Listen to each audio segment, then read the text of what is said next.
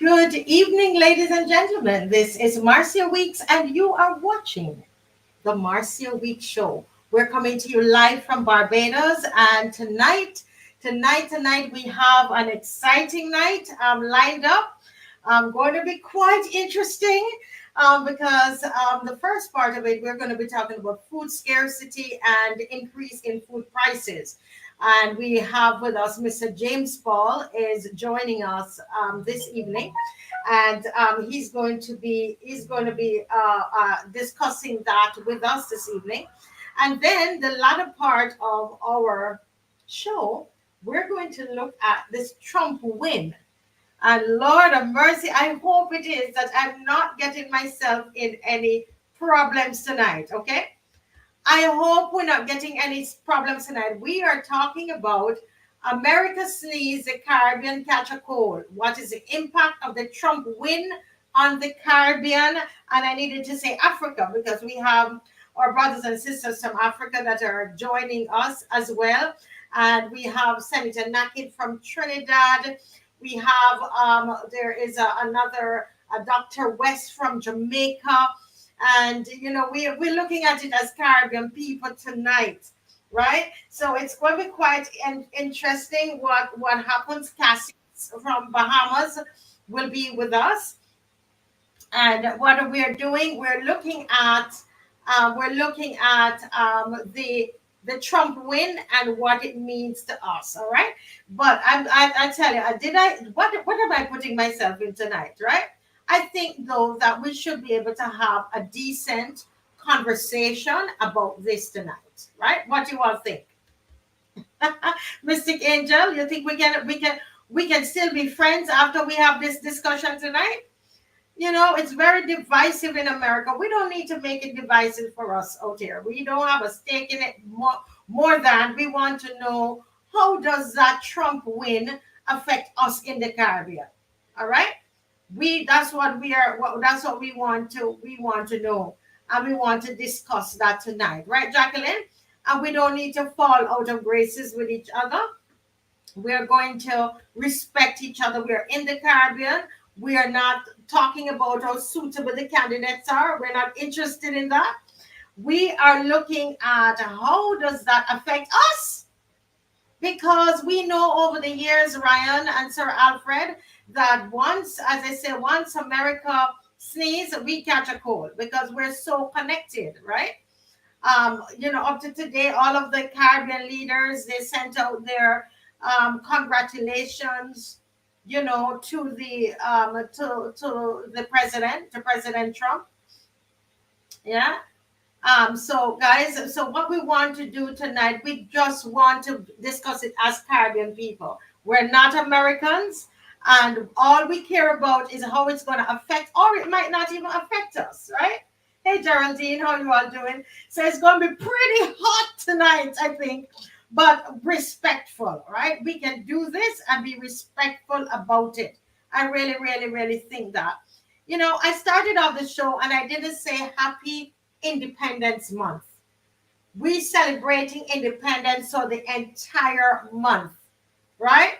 So this is Happy Independence Month for to everybody all over Barbados, and we are not going to forget independence. I saw something going around that says this is, I was supposed to call them today. This is a calendar by Flow, and the calendar says Independence slash Republic Day. And I would like to know, I'm using this platform to ask Flo, where did you get that information from? What's the source of your information? And at some point before we go into our first segment after the anthem, I'll ask Dave to put it up and we can take a look at it, because we would like to know when did that information change, when or where did they get that from? Because are we celebrating Independence Day or Republic Day? Is it that the 2 days are on the same day? What the two celebrations on the one day? What is it? We would like to know. Okay. All right. Well, we're going to go right into the national anthem tonight. And I hope you're excited about it. And guys, please share, share, share, share, share. Okay. So, Dave, let's go right into the national anthem. No, okay. I will do it then. I didn't warn you. I'm sorry. uh, okay. So, guys, get ready to like and to share as well. Yes. So let's stand for the national anthem.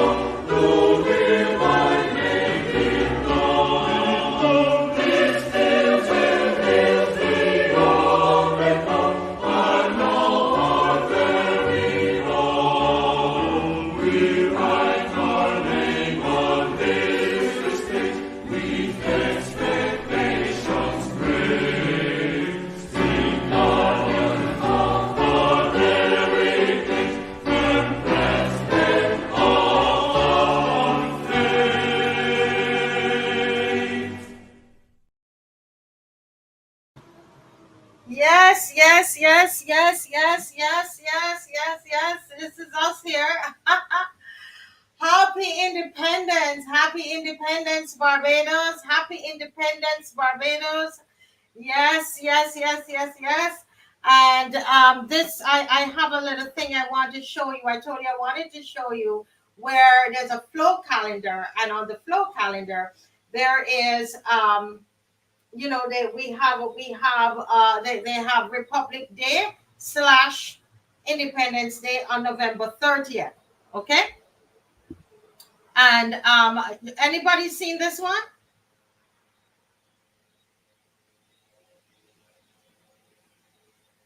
Anybody seen this? Thank you, Dave. Independence Day slash Republic Day.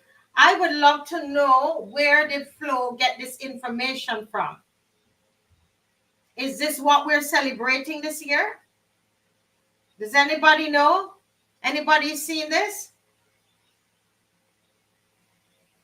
This is what Flo is saying we're celebrating. What is it we're celebrating? Yeah, well, Teroni, it exists, right?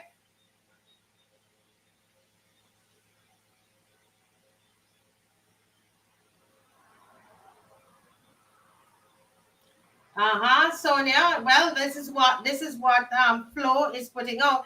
The question is, where did Flo get this information from? There must be a source document. They must have gotten direction from someone.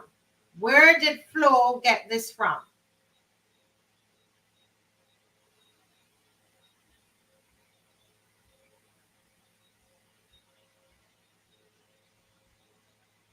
Yeah, that's the big question. Yeah, and so this is something that we really need to be watching. Is it that they're slipping this in very very just putting it in, and the prime minister is basically going ahead and doing what the prime minister wants to do, and decides to, they're going to get away with it. Is that what is going on? Yeah. Mm. Wow, wow, wow, wow, wow. I tell you, yes. This is what, Lucinda, I agree with you. They have decided that this is what they want and this is what they're going to push. Okay? Yeah, yeah, yeah. Before we have our first guest though, I wanted to show you some things here that someone donated. So you remember we were talking about little Amaya, who needs the liver transplant, remember? Well, this company, and I'm looking, I have a bag here, and there's someone that lives close to me. Just bear with me and let me find the correct information for you. Just bear with me. I am looking for something here that okay, I got it. So this is from Jody's Exquisite Wedding. Jody's Exquisite Wedding Gowns and Accessories, right? And this is in Long Bay, all right? And this person sells wedding gowns, right? And accessories. Okay, so this is it here. And they contacted me and asked me to and told me that they want to donate some dresses on behalf of little Amaya. And I wanted to show you some of these dresses, folks. And what we are wanting to do is to what they said is that they would take for me to get some donation for the child, and you can, whatever donation you give for these dresses, you get the dresses and the child gets the funding. You see how pretty they are? Look at it. And this is just someone in my development that watches the show. That is one little dress there. These are so pretty, right? They are so beautiful. And these, I'm calling these Amaya's dresses. I have not reached their father yet, but I'm in a chat and I'm going to let them know. So as soon as they start to collect the funds, we are not going to start to sell them until we start to collect the funds, okay? When the funds, we start collecting the funds and they're waiting to open up an account for Amaya. I'm dealing with Mr. Cami Holder is in that group, and I've been talking with him. Then whatever funds you donate, you can get a nice little dress of Christmas to your child, and Amaya will get the money. Can you believe that? Isn't that wonderful? Isn't that wonderful? Yes, this is another one here. Yes, you all like the dresses? And they have the tags on them, There's a tag on them. They have tags, and these are Amaya's dresses, okay? That's what I'm calling. I'm calling them Amaya's dresses, and these are donated. Look at this one. Look at this one, guys. Look at this one. And we're going to have to put them where you can go and see. This one has all the things in the bottom of it. Yes. Yes. And they are. Yes. So you see, guys? Yeah. This is it here. Yeah. And all these dresses, and there are quite a number of them. I'm not going to go look at all of them. Each night we're going to show you the dresses. Yes, Cecilia, they're very, very nice. They're really, really nice. And they come with little head pieces. Here you have like the bandeau to go with it. And this is all for Amaya, the little girl who needs the liver transplant, okay? And as soon as we know what is happening with the bank account through Mr. Kami Holder. So I'm not gonna start to set to let you purchase these just yet until we know where the money is going and how to donate. Okay, so this will come from this company, and I put the card here, and I'm not seeing it. And so this is what they have donated. Okay, and yeah, so that I believe would be really, really a real wonderful gesture. And these dresses cost quite a bit. Okay, but excuse me. She is saying whatever donation, so that it's yes, Judy, aren't they very pretty? I know that there's some of you, you might have grandchildren, and you might want to um, bless Amaya, and at the same time, you have something beautiful at Christmas time for your grandchild. So this is Jody's Exquisite Wedding Gowns and Accessories, right? Photography and cinematography. And this is Long Bay. This is close to where I am, and the numbers are all there. Thank you, Dave, for putting this up. And please, guys, this is going to be very important for little Amaya when they start to collect funds. They have not started as yet. I'm told that they are still waiting on the bank account information. So once they have that, then we can, we'll be able to get going with it. And you can go ahead and purchase your dresses. And then and the donation that you give, I say a donation, not even so much a purchase, that goes to little Amaya. What do you all think about the idea? Let me hear you all. This is donated by Jody's Exquisite Wedding Gowns and Accessories. What do you all think about this idea? Let me hear from you. Before Mr. James Ball comes, I've taken 3 minutes of his time talking about little Amaya. Anybody? What are your thoughts about this idea with these dresses? Someone just gave them to me and told me to collect donations using them in exchange for them for little Amaya. No thoughts? Nobody has any thoughts on it? No? Okay. Well, at least I know people say the dresses are beautiful. Liana is saying that they're beautiful. Okay, Jeannie Motley loves the idea. It's kind of cute, and the dresses are pretty. Yeah, they're pretty. They're pretty. And it's Christmas time. So you can donate, get a dress for either someone in your family, or you can give it to someone that you think that might benefit from it. Okay? All right. Yes, yes, yes, yes. Okay, so people are saying that they like the idea. Okay. Well, tonight, folks, we have with us Mr. James Paul is here with us. And Mr. Paul is here because we are talking about this evening, we're talking about food scarcity and increase in food prices. And I'm asking a question. I learned my lesson from the last time around. So I'm asking a question. This was actually in the newspaper before Mr. Paul come and get me. This was in the newspaper. So we are just,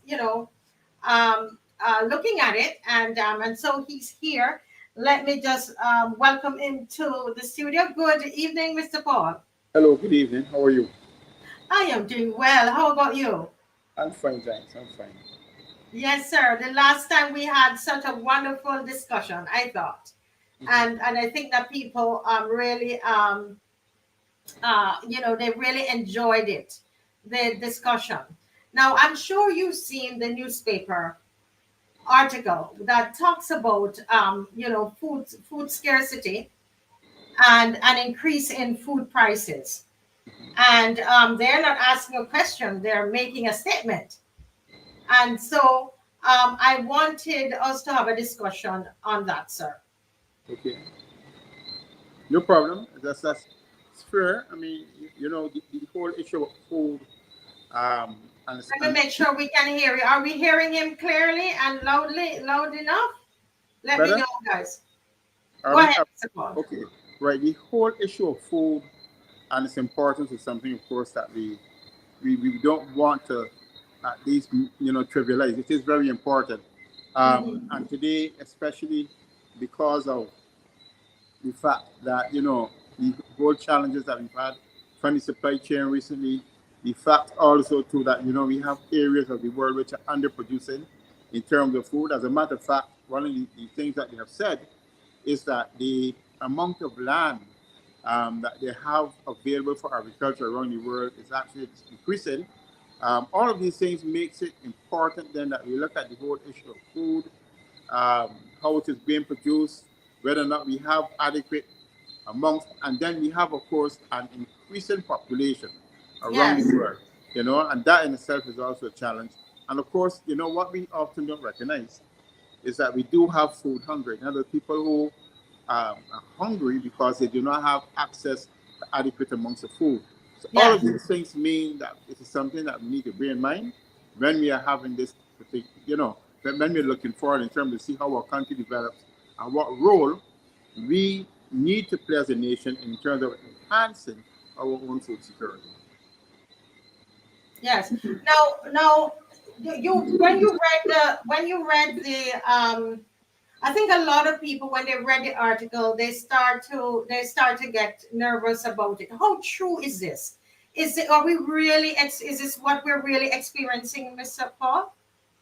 But there are some items that, as the weather changes, for instance, I think there was a period um, during, I think it was last year or so, where Florida of the year before had some, because of changes in the weather, it affects, say, the availability of certain types of fruits. A lot Yes. of people don't recognize that. I even saw an article recently where they were talking about um, because of the fact that seasons were occurring earlier, it means that, for instance, bees were affected and it was affecting the pollination process for certain types of fruit trees. So from time to time, you have anxieties that occurs, which in itself means that, where fruit should be um, available, they are not. And sometimes, remember, it is nature, and nature sometimes shows imbalances. The times that we expect things to happen, it really does not happen because of certain things that has happened to affect the processes that nature engages in order to produce our food. Just yes, it is something that we need to consider, especially when we recognize that man is actually impacting on the environment. Yeah.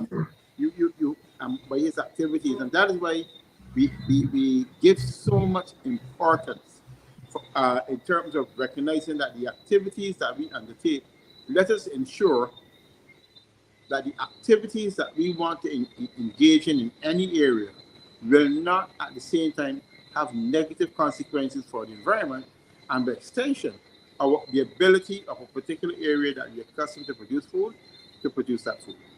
Yes. Someone is saying an example of what we're seeing. What some I'm going to ask people to put on the screen example of items that you notice are scarce. Okay. If you believe that some of these items you're not seeing them on the food shelf, put them up. Sonia Perch is saying evaporated milk is still not much on the shelves. They're seeing a bit more, but not as much. Mhm. What's happening there? I think what has happened is that, for instance, um, evaporated milk really is just really powdered milk. Actually, that's what it is. It's not, and maybe, for instance, I know last year or earlier this year, they had an issue in terms of powdered milk worldwide, and sometimes these things are happening around the world in Hmm. terms of the availability of a particular product, and we don't recognize it is happening. Prices actually begin to fluctuate, and it happens because of the fact that, say, there might be a production issue in, say, New Zealand, where something might have happened where the yields are not as much, and then the demand, because sometimes we take it for granted that is enough Yes. demand. Sometimes the market behaves in such a manner that, for instance, that increased demand means that we in the Caribbean get lost because we think that's the other thing. When you look, for instance, at the amount of world trade that Barbados accounts for, it is really less than 1% of total Hmm. world trade. So when, for instance, we go on the world market for food items, you take and say, let's suppose somebody from, I just think Brazil, goes on the market to purchase an item. most buyers or most sellers of items look at the big. They have a lot of food. So you, a small fella, going and say there were just a few items that you want. They pay attention to the big buyers first, okay? Yeah. And then you get attention because you're only buying in smaller quantities. So you tend to find when you pecking order of things, when food items on any particular food item around the world begins to get scarce, those persons who have the larger markets, who are able to say command a greater quantity, the sellers actually pay attention to them first. They don't ration. They decide, well, look, listen, if you have the money to pay for these things and you're a large buyer, that is where they will make their money. And that is where, for instance, small countries like Barbados are to severe disadvantage because in the normal course of things, if things begin to get scarce around the world in any particular item, we are probably the last people because we only have 200 how much? 66,000 people here. Ah. Given that type of attention that we think we have. And that is why, again, when I watch people and the fact that we as Barbadians have put agriculture and the production of agricultural goods so low on the totem pole in terms of the type of economic activity that we should be involved in, I think we're extremely naive in thinking that when some food items become scarce on the world market, that people are going to go out of their way to sell us it, when of course they'll be able to reap even greater profits by actually selling it to other countries. So we're going to be, well, if there is food, when if there is food shortage in the world, then because well, we are all the way on the totem pole, all the way Yeah, down. we can't buy any type of volumes that would attract the sellers because they're looking out to make money. Okay, Right. and there's no conscience in money. All right, and they're going to look for the people who can give them by larger amounts. Okay, and they will of course with greater profits because at the same time, food production is a business. Um, Yes. and again, I want to repeat, we are very naive in thinking that because we specialize, in a particular area, it means that other people will feel it out of the way to say, look, listen, we have to make sure that we safeguard for you. The other point I want to make, as far as that is concerned, is that you might not, it comes to the point sometimes we don't recognize it. That it's possible for you to get to a state where you might have the money, but there's nothing Yes. to, as you will know, Yeah. you have the money, but there's nothing to buy. And that is something too that we need to pay attention to. Because I want to emphasize why, in terms of food security, first of all, we need to pay attention to it. And secondly, it is also underscores the reason why we need to maintain local agricultural production. Why?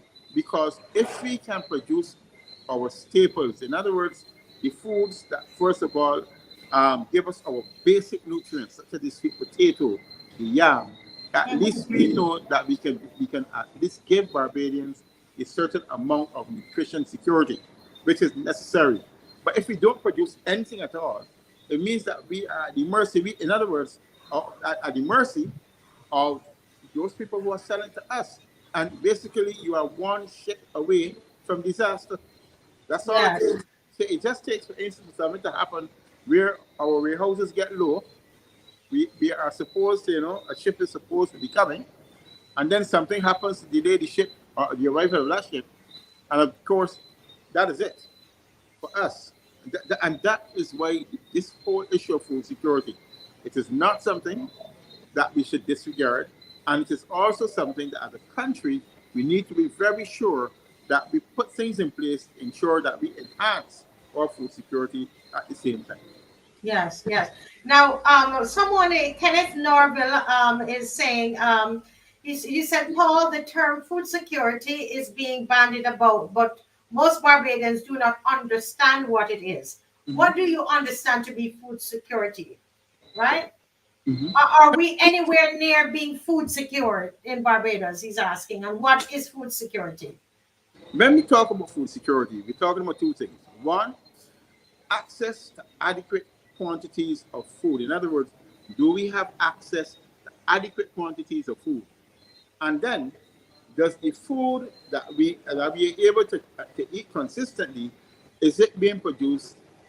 In other words, to give us all of the dietary nutrients in order to, to do what we need to do. Because sometimes, yes, you can eat food, but the thing is sometimes it does not give us what we need in terms of nutrients. And that is very important too. Because if we have a population that are not consuming the type of foods that helps them significantly, it means then, first of all, we have our population will be sick. It also means that it affects our ability to produce. Because if you don't have the right types of foods to keep your strength up, to allow you to do the things that you need to do, it means therefore that you are not able to do the same things as you will normally. And you will, of Yes. course, you don't have that type of reaction that you need to have. So you'll be underproducing in most cases when you have to do work. Yeah, yeah. Now, thanks, Hello, for clarifying that for us. Now, Charles Atkins is saying because someone was saying that they're not getting, not seeing a good supply of milk on the shelves. Well, particularly Evac milk, they were saying there was a time we weren't getting our regular pioneer dairy, and I think that we're seeing more of that now. Charles Atkins is saying Brazil has a breed of goats that give as much milk as a cow. Can Barbados import 1,000 Brazilian goats and produce our own fresh milk? Now, Interesting. that is interesting. But first of all, I would love to see that. But I haven't heard about it, but I would like to check up on it. But other things that you have to consider, um, we can try to do it. But first of all, we have to identify the breed of goat, which I would like to know. And then, of course, the other thing too, I would like to suggest is that and the same issue that we have with the movement of Barbados Black Belly sheep together or wherever, we cannot presume that, say, because we move a particular species of animal from one jurisdiction to another, that way they will perform in the same way, because some jurisdictions have certain unique characteristics that helps them to perform in the way in which they do. That's how nature is. That there's, for instance, there are certain places in Europe which are known for the production of their wines. If you like wine, I don't drink alcohol, but if you like wines, okay, and there are certain places in Europe that gives the wine a particular taste profile, and you can get it from no other place. That is why sometimes to get some places are able to, to claim a premium in terms of the price of the commodity that they are producing. You see, and so I just mentioned that to explain that sometimes we make these assumptions that just by moving animals, it is okay, you can achieve it. It is not necessarily so. The other point I wish to make is that in moving animals, and I want to also emphasize this, there are so many things that you have to look at. And I think Correct. Yeah. our veterinary authorities play a very important role. And other people sometimes disregard what they're asking for as a nuisance, but they play a very important role because it is what you do not see that can hurt you. What you see is a very beautiful animal that looks good. It is what you can't see, which is diseases that it carries, or sometimes it is hidden in the animal, right? So you have to ensure that if you're going to bring any animal into Barbados, you can also it's like you can also be bringing, okay, something else that you're not aware of, and that is why it is very important that we do due diligence to make sure that we follow the protocols in terms of not just thinking that you can bring any animal. Let's make sure that we do the test that certain diseases that, of course, that have a negative impact on the existing livestock industry that in Barbados will not have will not therefore as decimate us at the same time. So I understand the point, but we have to go through the process, identify the animal, do due diligence, and see if it is something that can survive under our conditions, and if it will make sense to do it. Yes, yes. Someone is saying because you define what food security is, and people are, it seems like it's a challenge for us.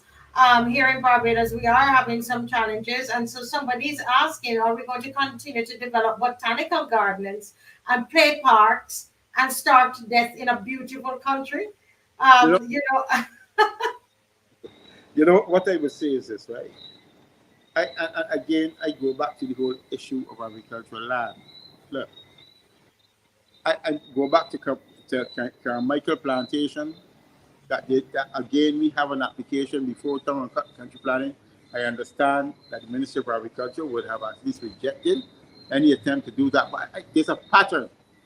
There is a pattern that we are seeing in Barbados, in mhm, which landowners, large landowners, are coming up with a strategy as to how they are moving to alienate large plots of agricultural land and apply to the government for change mhm. of use. We have to call these people out when we see that. Of course, I also think that we just can't just sit down and watch this thing. One of the things that we need to do too at the same time though is that we have to look and see what type of policies do we need as a nation to engage in order to see how we can persuade these landowners to keep it in agriculture. Now, that is the question also that we need to ask because, to be fair, it is where we put our greatest emphasis on and attach greatest areas of importance. Is it more important to try to find some ways to see if we can work out a system of subsidies that seek to ensure that Barbadians have access to at least staple foods that would assist in food and nutrition security? Or is it more important, okay, to be spending money in other areas, sometimes in a wasteful way, that does not do this? And I think that is it. That it is like, to me, food security is like, for instance, the hospital, all right? Yeah.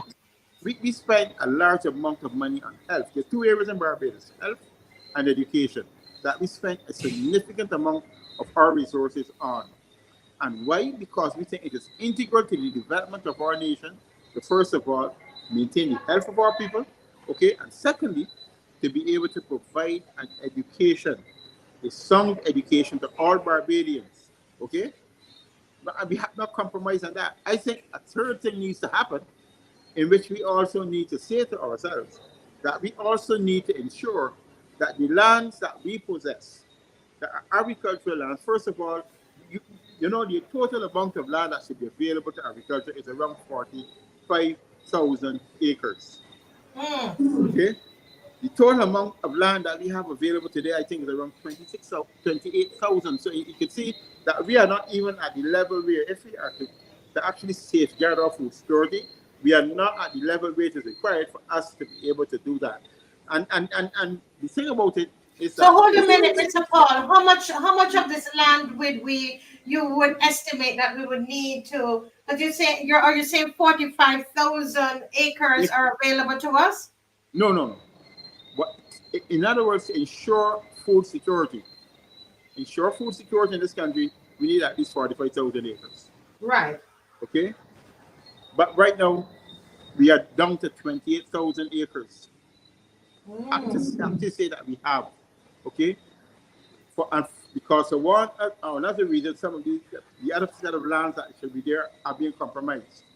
The other thing I wish to say, therefore, is that what we need to do is to find a way as to how we can encourage these landowners, okay, to keep that land in agriculture. Because, it is unfortunate that a former prime minister made the statement that land should go to its highest economic value or should be sold for. But, if all countries in the world did that, a lot of us will be starving at the moment. In other words, a lot of the things that we get for food, we will not get. So it is a ridiculous statement. It sounds like an enlightened statement, but it is a ridiculous statement to make in terms of the whole question of food security, because you certainly cannot go to the point where you alienate every section of agricultural land that is available to you. But what we are seeing now is a tendency on the part of the large landowners to engage in activities that actually compromise the ability of the land to produce. I mean, for instance, when you look at the new things coming forward for planning permissions in order to put these photovoltaic cells on. And you know the sad thing about it? Here it is that you have these entities that are putting the photovoltaic cells on the land. And do you know in some cases that even right now, that is the problem that we are facing with this whole question of renewable energy generation. They put the things on the land and they find out afterward it is not viable because up to now some of them have not even got a permission to generate the electricity from these things. But what is the choice? And the point I'm making is I think we need to recognize that let's have some balance and let's have some reasoning in terms of taking good agricultural land, okay, and using that for the placement of even these panels, these solar panels, and at the same time, you know, it turns out not to be to the benefit of you all. So, and these are issues that we've got to start to work with in terms of understanding why it is so important that we need to maintain our agricultural land because we question, for instance, why we are not able to produce some products in Barbados. And there is a necessary system of rotation that we need to use in order to produce agricultural commodities. We question why sometimes in terms of the prices of particular commodities, why they are so high. They are so high largely because of the fact that we don't have the ability, okay, to produce the crops that we need. So in return, we have to pay a higher price. We take, for instance, county season is on now, okay? Where we know the traditional thing for Barbadians is that we should actually, you know, around November, that is county season, and I will hope that, for instance, that, you know, we would have all the pumpkins available. But do you know in some years, we have had a situation, where we have actually imported pumpkins, a commodity that, for instance, pumpkins is probably about the easiest thing that you can get to grow in Barbados. Wow. It's one of the easiest things, and we have had the audacity, I use the word audacity, as the country to seek to import pumpkins. Which is, and of course, we don't understand that whether or not it's a CARICOM country or not, we still have to import it and pay in US dollars that in most cases that we would have borrowed. So all we are doing now is exacerbating our debt situation because we are not using the foreign exchange that we are getting, say, from a borrowing it for developmental purposes, and that is a problem. Yes, yeah. Someone, I wonder if people taking notes because Mr. Paul is saying we really need about 45,000 acres in order to feed ourselves. In agriculture, engage in agriculture. 45,000 acres. We right now only have 28,000. Right now that's serious. In case there's anything that is happening overseas, you know, because we are importing so much of our food. And remember what he said, because we're so small and we're not buying a lot as when you compare to other big countries like a Poland or, you know, big countries, then we're going to be at the low end of the totem pole in terms of you know, us getting the food that we need if there's a shortage, because we are small, because money, it's all about the money. And do you understand the seriousness of what Mr. James Paul is saying? That any, if something should happen on the world stage and there's a shortage out there, we cannot get it. We are going to, you know, because our spend is small, because small in comparison to large countries. They're Correct. going to want to give the food to, and we have 28,000 acres agricultural for agricultural land, but we need about approximately 45,000 acres.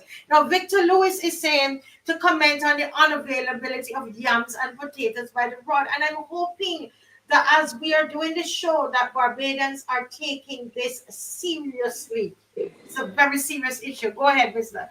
Answer the question there, please. But yes, all I would say, what I would say on this is that, you know, producers of yams and potatoes are just varying how they sell. because, for instance, they have found a way to dig out the yams themselves or the potatoes themselves, and they make more money on it when they sell them. Um, sell them differently from the rod, and that's just simply what is that. It makes more economic sense for them. And again, if you if you are if they're followed a way to make more money, it's a business decision that they are making. That we prefer to sell. We're not selling by the rod anymore, but we will actually dig them, okay, and we will package them, and we will actually sell them for pound. So it is a business decision, which the producers of yams and sweet potatoes in the country have arrived at, that they would instead, yes, buy them and they would sell them like that. And so that's all it is. It's a business Okay. decision. There's a business decision that they're making. That's right. Okay. Now somebody's saying, have we sourced in light of all the possibilities here, and it is, they're saying that there is a shortage of food and high food prices. They're asking, have we sourced alternative suppliers? If so, where are the particular products coming from? Do you know? But can I say that as far as that is concerned, too, about alternative suppliers? Hold on. All I would say to the person who's asking that is that what though about looking and seeing what types of foods that we can actually produce and try to produce more.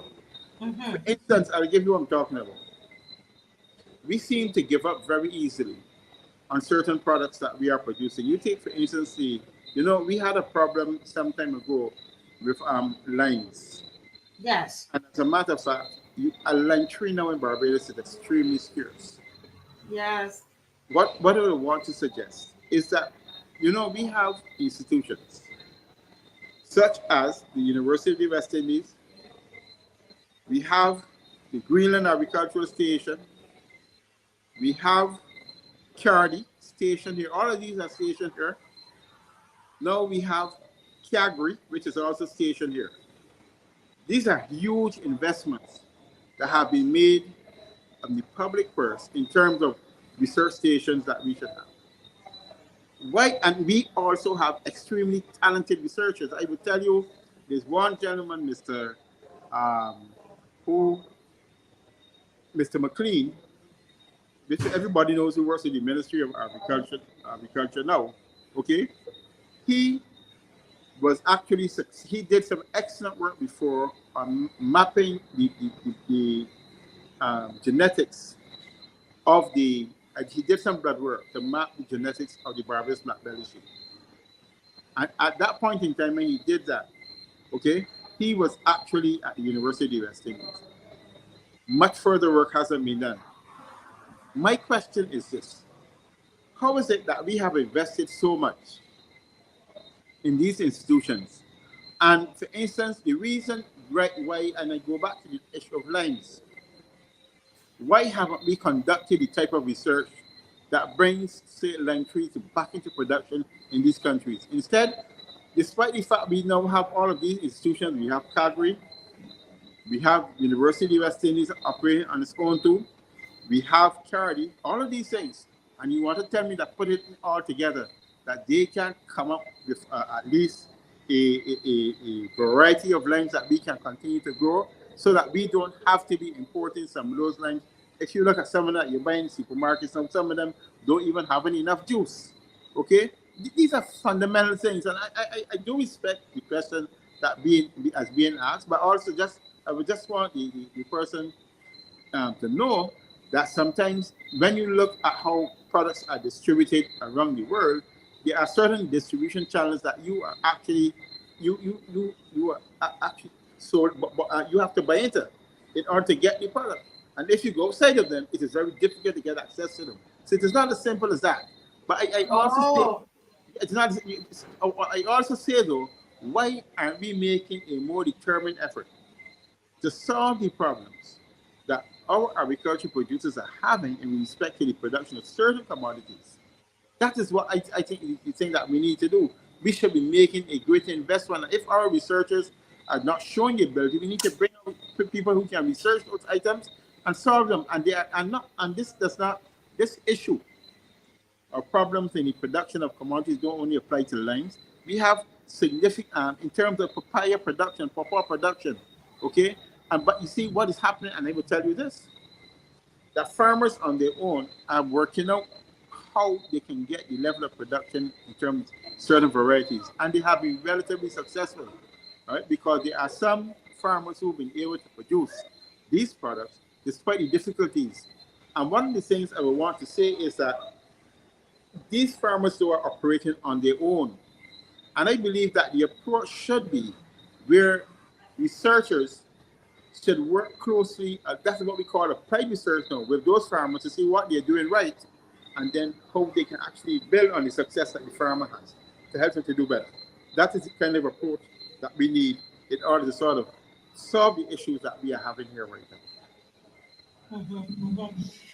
You talk about the lime tree, and I've been trying to grow my lime tree, and it's not going. It's not really, it feels like it's not moving. It's barely moving, and I didn't realize that it was a problem throughout the country. Let me ask people out there: anybody has lime trees at home? Because limes are so important, in just how we use it on the chicken, we use it to make drink. Lime is important in cooking, right? Anybody have lime trees at home? Are you having any challenges, with your lime trees? Can you pass on some information? Pass on some information, because I want my lime trees to grow, but for some reason they're not, and we're doing it deliberately because we buy limes all the time. So we said, you know what? If we grow a lime tree, then we wouldn't have to. But it's not, it feels like it's not flourishing, the way that it should, right? Marcia, I would add Yeah. another tree that I know we love it a lot. You see the golden apple tree? We have to watch what is happening with the golden apple tree in Barbados. What do you mean? The golden apple tree. We have to watch and see what is happening, because it seems as if there's a problem in terms of golden apples. Like, we haven't picked up on it totally as yet, but you would notice that before you had a lot of golden apple trees in this country. And through a process of either people just cutting them down, or there's a pest or something that is Oh. negatively impacting on our golden apple trees. Again, that is something. And this is where, again, our researchers, okay, our researchers should be able to pick up on it, and we are not doing it. And I think that we need to be much more aggressive in terms of research in Barbados, trying to find out solutions, because there's such a thing as tropical agriculture, and the same solutions that you might have to issues that affect animals and plants in a temperate environment, it's maybe the same methods you can't use in a tropical environment. I would say to you that we grow sugarcane. And at one point in time, Barbados was the leader in terms of sugarcane research. They had, and that's a fact. If you talk to most older agriculturalists, they will tell you that Barbados was leading in terms of sugarcane research, in terms of varieties and everything else like that. But it seems we have allowed ourselves, okay, to lose that position in terms of the world, in terms of research, when we can actually still continue, okay, we can still continue in terms of certain areas to lead in the area of research. We might be 166 square miles, but we still have capabilities there as far as that is concerned. Yes, yes. Charles Atkins is somebody's telling us about the limes that citrus in Barbados is devastated by citrus greening, which is a deadly disease. Mhm. So, wow. So but how would I be able to how do I know what's wrong with my trees? Well, I would suggest that you call someone from the Ministry of Agriculture, and I hope that they respond readily to it, so that they can give you some advice on anything that you need to do. But it's a very deadly disease for lime trees. Yeah. On the issue of research, or the point of research, Jacqueline is saying that that she's asking, did they do some research on the black-bellied sheep, because she's hearing that some are dying. Well, I would say this. I haven't heard that they were dying, but I do know, for instance, that our Greenland agricultural station, that is where, for instance, we keep most of our the best genetic stock of our Barbados black belly sheep.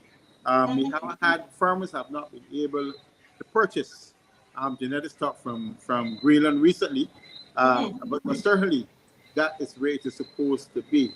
And again we we talk about the whole question of developing intellectual property.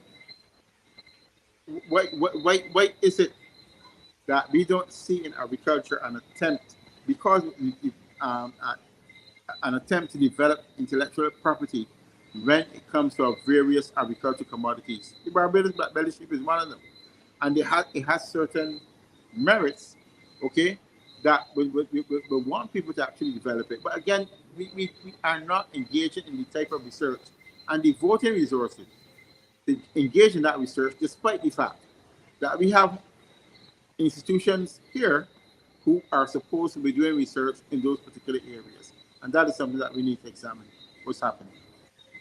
yes, yes, yes.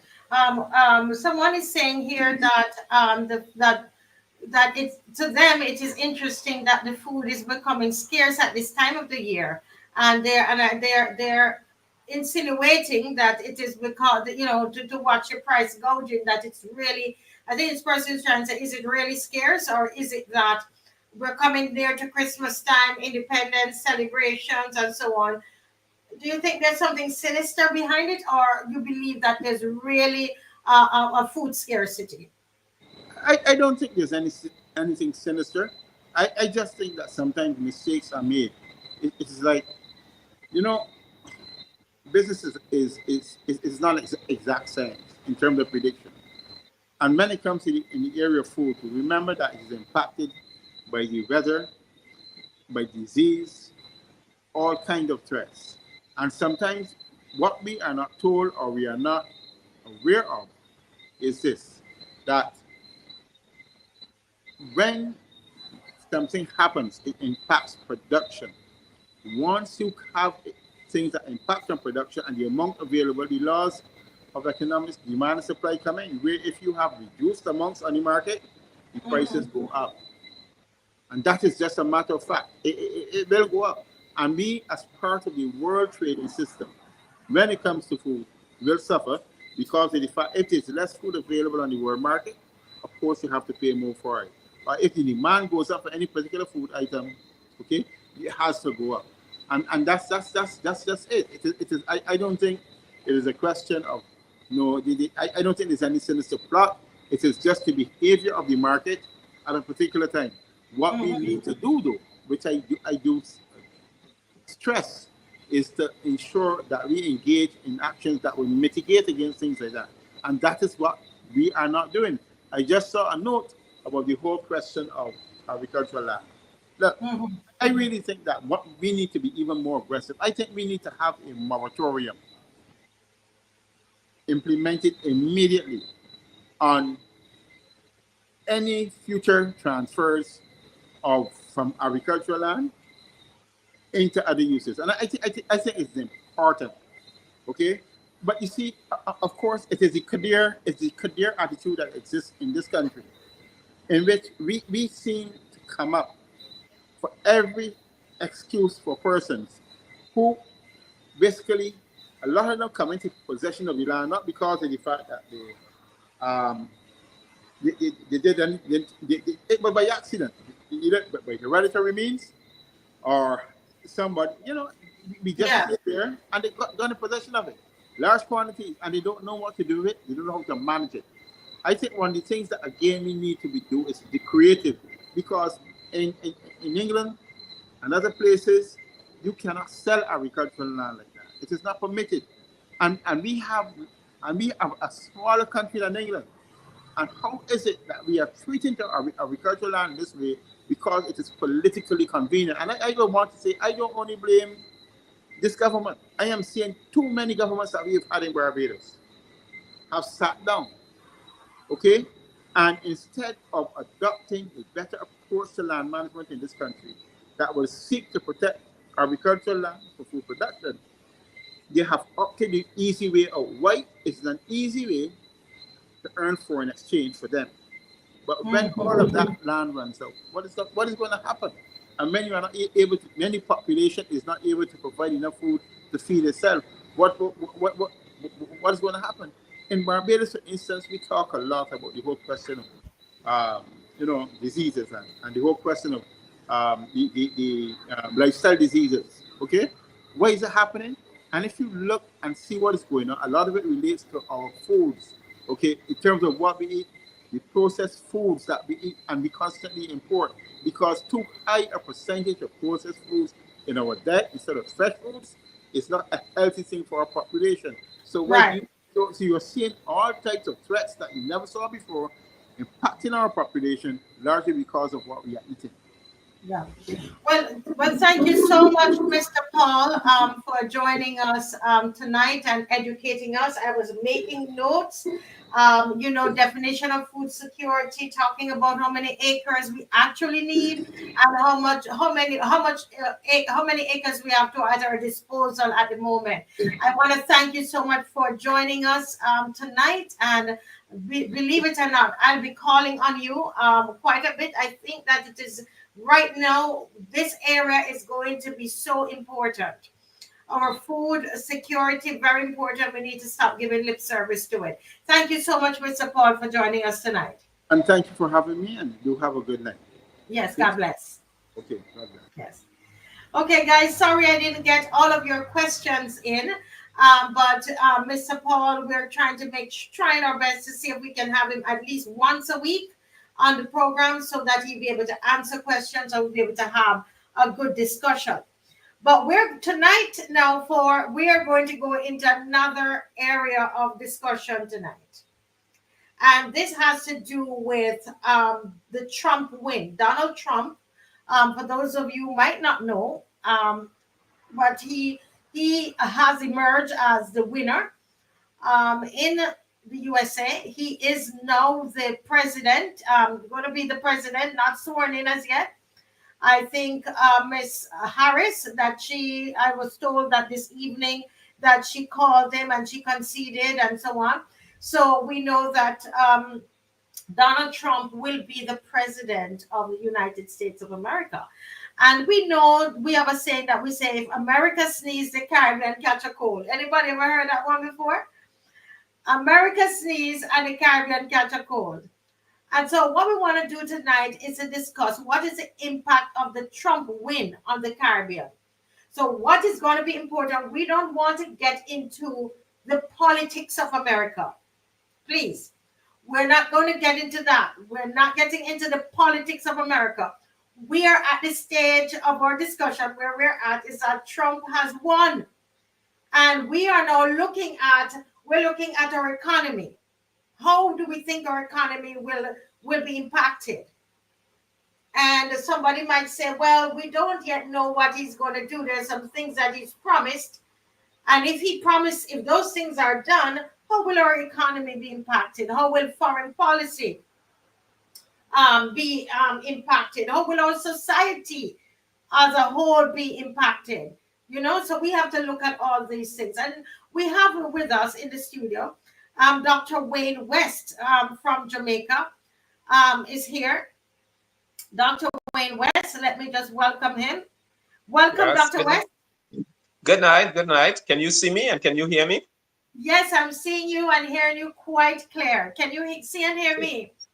I am. I certainly am. Yes, sir. And I know you have limited time with us, so I want us to hit the road running. We are saying that, Trump has won the presidency in America, and he's now the 47th president. And, we know that, as it says, when America sneezes, the Caribbean catch a cold. And so we want to look at tonight, Dr. West. Is there any kind of impact you think this Trump win will have on the Caribbean? If we can start at, let's start at economy. Do you Yeah. see any? Yeah. Um, I don't see a significant difference. I'm not an economist per se, so I am just speaking up as one who observed these phenomena. The United States actually is the biggest investor in Latin America and the Caribbean. The United States has about $17 billion in Latin America and the Caribbean. They tend to, because the United States tend to group Latin America and the Caribbean together, although we are different. I don't think there will be any substantial difference in terms of economy. The Caribbean, for example, has an arrangement with the United States, which was renewed in 2020, and it's up for renewal again in 2030. But I don't see any significant change in what is going to happen. And one of the reasons being, China is now very much in the Caribbean.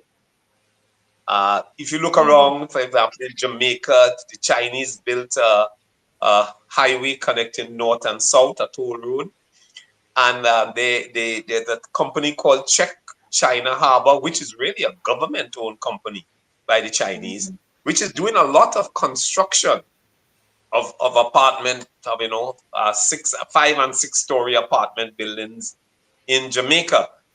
So the Americans are aware that the Chinese are making economic inroads into Jamaica and the Caribbean, and I think that they will seek to to counter that, or they Mhm. will keep an eye on it, Oh and they will wow. seek to make sure that the Caribbean does not go into China's network, To into China. So China's.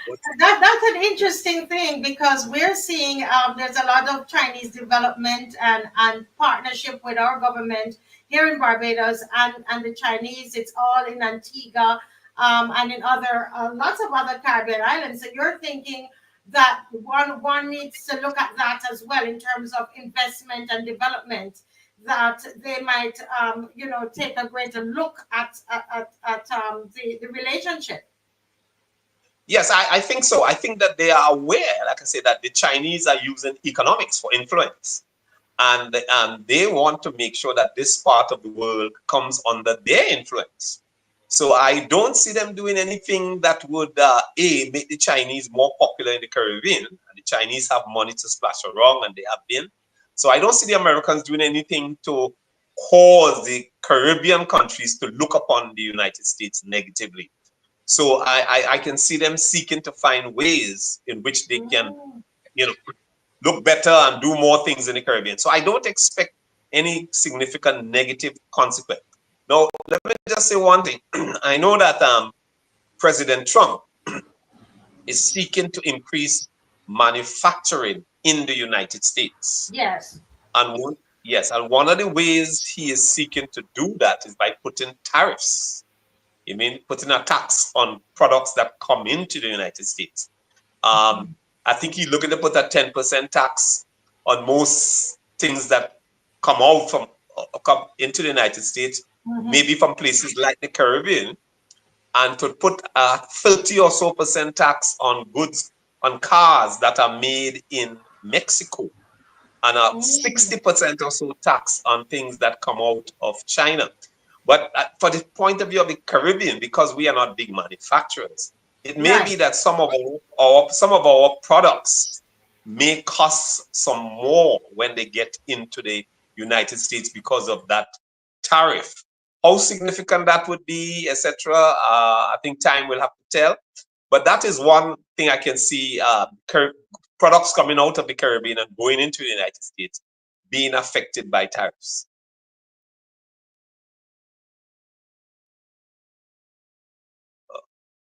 Can you hear me? My fault. I'm sorry. People are saying that, Mr. Trump is saying that he is going to be drilling oil. And, and because he's seeking to get the oil, according to him, because we can only Mhm. say that these are only promises right now, manifesto promises. So, but Yeah. according to him, he's going to be drilling. He said, drill, baby, drill. So they're going to be drilling oil, and he would like to see the oil prices come down in America. And so the thought is that, well, that will affect the food prices in America, which would probably affect the food prices in the Caribbean. You know, these are some of the thoughts that are Yeah. there. Well, he doesn't buy into climate change. Hmm. Um, the climate change, if you look over the last 50 years, there have been predictions about what would happen. The glaciers would melt, the bears, the polar bears would disappear, etc. Various places would be underwater. A lot of predictions that have been made about Hmm. climate change have not taken place. If you look at them from dating back to the 1960s. So there are Yes. persons who are skeptical about climate change. Now, by climate change, we mean that the planet is being affected by human activity. Now we Hmm. know that the planet, the Earth, goes through cycles, and there was an ice age. There have been times when the carbon dioxide levels have been higher than they are now during the time of the dinosaurs, for example. 4 million years ago, it is said that carbon dioxide levels were more than 10 times higher than they are now. Although people are saying that the reason why carbon dioxide levels are so high is because of human activity. Now, Yeah. human activity may be contributing to the carbon dioxide level, but the fact is, as we said, 4 million years ago, the carbon dioxide levels were higher. So human activity is not the only consideration for carbon dioxide level. The issue is, if human beings, what we do is a significant cause of increased carbon dioxide levels, that there's some suggestion that it is, how do you respond? And that's the big issue in climate change. There are two components. One, do people accept that human activity is causing carbon dioxide levels to go up? Not everybody accepts it. Some people do accept it. The question of, if you accept it, what do you do? And can we do things that will not damage economies? For example, some people believe that the cows produce methane from their flatus, so you need to stop eating beef and start eating crickets. Get your protein from cricket. But the point I'm making is this: that President Trump doesn't really buy in to the first consideration about the climate change. And he doesn't Hmm. really buy into the second consideration of the approach to deal with it. Because even if you do have a problem, are your solutions going to be cause more problems than the problem itself? Right. And that's a consideration. And one of the Interest. things, yes, and one of the things that you have to consider is, okay, we need energy to drive our economies. We need energy. We need energy for electricity. We need energy for our manufacturing plants. We need energy for airplanes. We need energy for cars. The question is, where are you going to get that energy from, and how do you deal with the claim that what we are doing is increasing carbon dioxide? So should we stop using fossil fuel? That is, which is what people like President Biden, for example, they tend to want to say, let's cut out a fossil fuel, oil, Hmm. completely. And President Trump, his view is no, let us use the oil, because at the end of the day, we need fossil fuel. What if the way, like for example, you can use electric cars, but can you run a manufacturing plant on Right. solar? Okay, and if you can't run it on solar, and you don't have it because you don't want to use fossil fuel, what happens to the jobs that are created, the products that Yeah. are created? So those are some of the issues that are going to arise with President Trump in office, because from his way of thinking, the plans of the Paris, I think they call it the Paris Accord, the agreements that they reached in Paris on how to deal with this issue, are likely to cause negative effects on your economy. Hmm. And so the question is, are they the best way to deal with the problem, if there really is a problem, and so on? Yeah. Uh, Yeah. so, Yeah. so I would expect that under President Trump, yeah, the price he's gonna drill, because he's not gonna be like President Biden and they, who are all in. They are all in with not only climate change, but the strategies that have been devised to deal with climate change. So he's under him, you're likely to find gas prices go down. And if gas prices go down, then it is likely that the cost of food and so on, which are manufactured using energy from oil, they are likely to go down as well. And maybe people might have more money in their pockets and then come to the Caribbean for holiday. And that's if he does what he says, because politicians have a way of making these great promises, so we are still have to wait to see what is going to happen. Now we have something But let me in just say the, in one thing. One thing about President Trump, however, from his first presidency, what he said he's going to do, he did essentially. He remember he's not a career politician. He's a businessman, and he's a businessman who doesn't have who is not he's not in bed with a lobbyist, and he doesn't have to protect his job as whatever he is, because he's an independently rich man. He's an old man now, so he really he's just going to do what he thinks is best to do. So I think if he says something, he's going to do it, because in his last presidency, but his last term in office, that's more or less exactly what he did.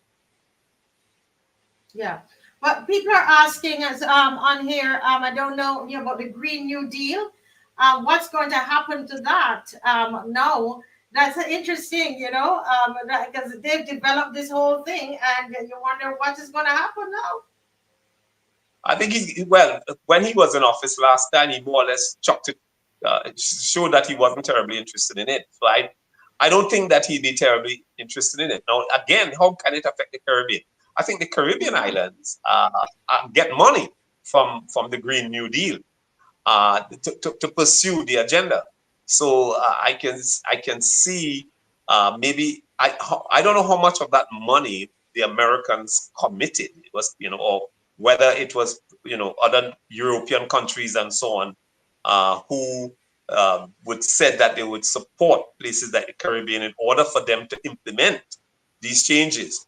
But I can anticipate that under President Trump, you probably wouldn't get as much enthusiasm to those things, because I don't think he is bought into it. Yeah, interesting. Well, I know you said you're not an economist, but here we are talking about all these things, and I mean it's quite interesting, But I know you want to talk about some of the social, possible social impact in your mind that you think we might see in the Caribbean. What are some of the what's some of that we might see in terms of social impact? Well, the fact is that the two American parties, the Republicans and the Democrats, have totally different approaches to the social agenda. And by that social agenda, I mean specifically the LGBT agenda and abortion. The Democrats see, LGBT persons as deserving of human rights because they are LGBT. The Republicans do not go that way. President Trump is not unsympathetic to the LGBT community as a community, but he's certainly not an advocate, a strong advocate of their legal and social agenda. So, for example, under the Obama administration and under the Biden administration, the LGBT groups had the government's aid. And I remember there was a particular group called First Human Rights. There's a human rights campaign, and there's a group I think called Human Rights First. And Human Rights First developed a strategy, recommended a strategy to the Obama administration that every contact the Caribbean islands had with the American government would be, the American government would use the opportunity to advance LGBT rights in the Caribbean. So if you're coming to discuss building of a road, you discuss LGBT rights. If you're coming to discuss, air traffic thing, you bring LGBT rights into it. So the Human Rights First recommended this to the Obama administration, and of course we know the Obama administration was very much an aggressive LGBTQ rights administration. Now, I just want Right. to, for the sake of for the sake of your listeners, it's important to determine where human rights come from. And human beings cannot just make human rights out of their head because they have a desire. That leads to chaos, and that's where this whole construct that there's a right for a woman to abort her child. I think that it's legal in Barbados. But what is the basis of that right? Where does it come from? A woman doesn't make her body, and we cannot even make our fingernails. So where does that right come from? And the fact is, the only logical basis for human rights is the fact that human beings are made in the image of God. This is what makes murder and so on an offense, because human beings are made in the image of God. And also, the other basis for human rights is activities that are consistent with design and purpose in the natural order of the universe. If you start making human rights based on human desire, it leads to chaos. That's why in countries that have this transgender right, and if you don't call somebody who is a man like me, who consider themselves to be female, if you don't call me she and her and so on, you end up in prison. It's because these are, I call these things fake rights. These are fake rights. They're not real rights. Real rights are anchored in the fact that God made the universe. Human beings are made in the image of God, and there is design and purpose in the universe. So we have rights to do things that are consistent with the design and purpose in the universe. But we can expect that with the Trump administration, those type of strategies where the American government looks to wring the arm of the Caribbean nations and force them to accept, LGBTQ rights, quote unquote, and abortion, those are not going to be part of the Trump campaign. And in fact, in his first Interesting. term, it wasn't.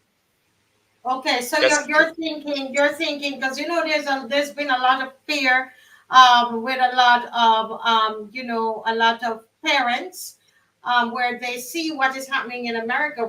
People saw a lot of it, and in terms of the schools and the curriculum, etc., there's a lot of concern. You're thinking that with a Trump presidency, that parents who are concerned about transgender education, that they can probably breathe a sigh of relief, is what you're thinking?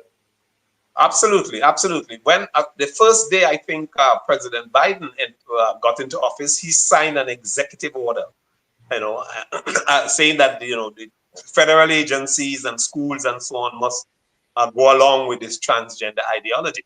I think President Trump has decided that the first day he gets in, he's going to remove that executive order and issue one of his own, rejecting the whole concept of transgender ideology. So Mm. yes, from that point of view, you can see that it's going to be completely different.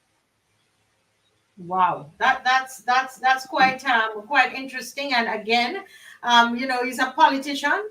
I know people are saying, well, he did it. It's a politician. I guess. I mean, we don't know. I mean, we have to wait and see exactly what is going to happen. I know that in the Caribbean, that is an issue that matters to a lot of people, where they would say, well, adults can choose to do what they want, but when it comes down to our children, I think that it's going to put a lot of people at ease. What about the church in terms of freedom of conscience and so on? Do you think, they will also breathe a sigh of relief? Do you think? Absolutely. And let me just say that President Trump did sign executive orders removing transgender ideology from schools when he was president last time. He's going to do it again. I have every confidence that he is going to do it again. Mm. Simply for the reason that what he says he is going to do in the past, he has more or less done again, because he's not a career politician who is beholden to many different people. And Mhm. what about the church? Yes, absolutely. One of President Trump's commitment is to have a freedom of religion and to protect Christian expression in America, in the public square in America. And, Mhm. people may be aware that what he did in his last term, and in fact, I think this is probably one of the reasons they didn't want him back there again, is that Right. he appointed a number of conservative judges to what's called the federal benches, and he also appointed conservative judges to the Supreme Court, and they overturned America's Roe versus Wade, which is the right to abortion everywhere and throughout pregnancy up to delivery. So Roe versus Wade, President Trump overturned that because of the judges he appointed to the Supreme Court. And yes, and as I said, he has committed to doing an executive order to get transgender ideology out of the schools, and also to or the church to have freedom of religion and to be able to say what the Christian church wants to say in the public square. This Is it just was for the Christian church, or is it just for people of faith people generally? of faith, people of faith. But President Trump has articulated a commitment to the Christian church. So it is for faith in general, but he has in his commitments because he sees Christianity as important to the nature of the United States. I mean, there are lots of religions, but Christianity is the religion, the worldview on which the United States was founded, as it were. The whole preamble to the United States recognize the role of the creator. Now, of course, the creator can be anybody, but in the context of the United States and its history, the creator is the God of the Bible. Yeah, but I mean, there are going to be a lot of women who in the Caribbean, because we're talking about pro-life and so on, who they might feel a little nervous because of and concerned that President Trump, he's pro-life, and wondering if that might influence their country, country like Barbados, where abortion is legal. They might be wondering if will that America sneezing, will that affect my right, what they call their right. I know you said it's not a right, but there, as I said, my body, my choice. So there might be some of that kind of apprehension too that is happening in the Caribbean. Well, I don't expect a Trump administration to seek to reverse what obtains in Barbados. But I also do, but like I said, they will not be seeking to ask countries like Jamaica, in which abortion is illegal, to make it legal. So I don't see the Trump administration making those issues something to export. It's more the DNC administration that would be seeking to change countries like Jamaica and go along with the secular agenda of a so-called right to abortion, which, of course, I reject entirely. There's no right Okay. to take a human being's life. But yeah, I don't see this Trump administration advancing its social agendas like that. Trump is a nationalist. He's inward looking. He's looking to protect America, to make America, Uh-huh. as he says, great again, as a manufacturing company, a country of manufacturers, instead of exporting the manufacturing, to bring it back to America, bring back those jobs back to America, and also to have a more traditional type of approach to social issues in the United States. I don't think Trump is somebody who's thinking much of, as I say, he's a nationalist, he's inward looking, of impacting those kind of things in other countries. This is my impression. Yeah, what you yeah.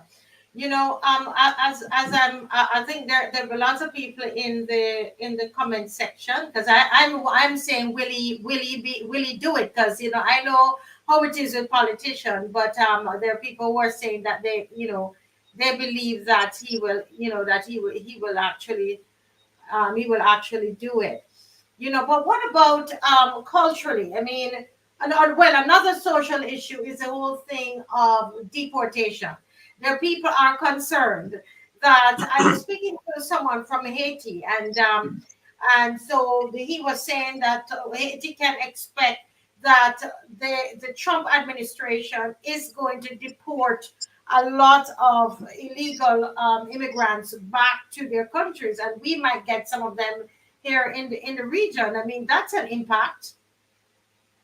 Yes, and but the question is, do people have a right to be illegally in another country? That's a question that people need to ask. But yes, they, unlike the Democrats who are, as we know, open borders and allow people to pour in.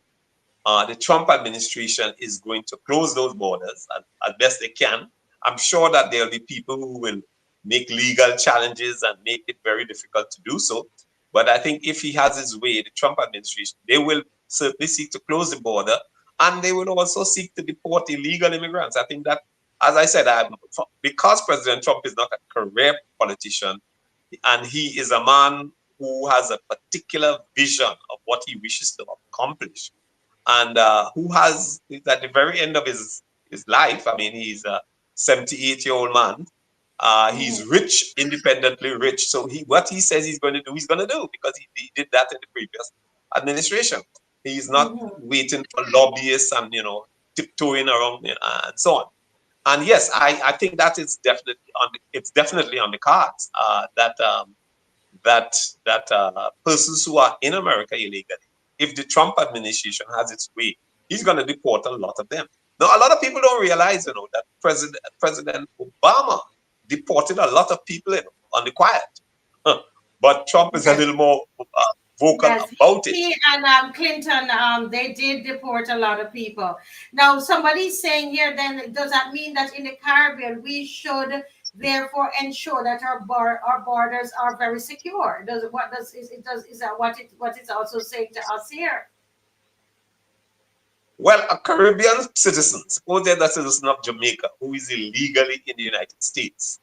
The United States is not under obligation to keep that person. I'm sure there will be lawyers and so on who will seek to frustrate the efforts of deportation by filing lawsuits for various things, asylum and what, as lawyers and so on will do. So I don't think the Trump administration will have a free hand on that at all.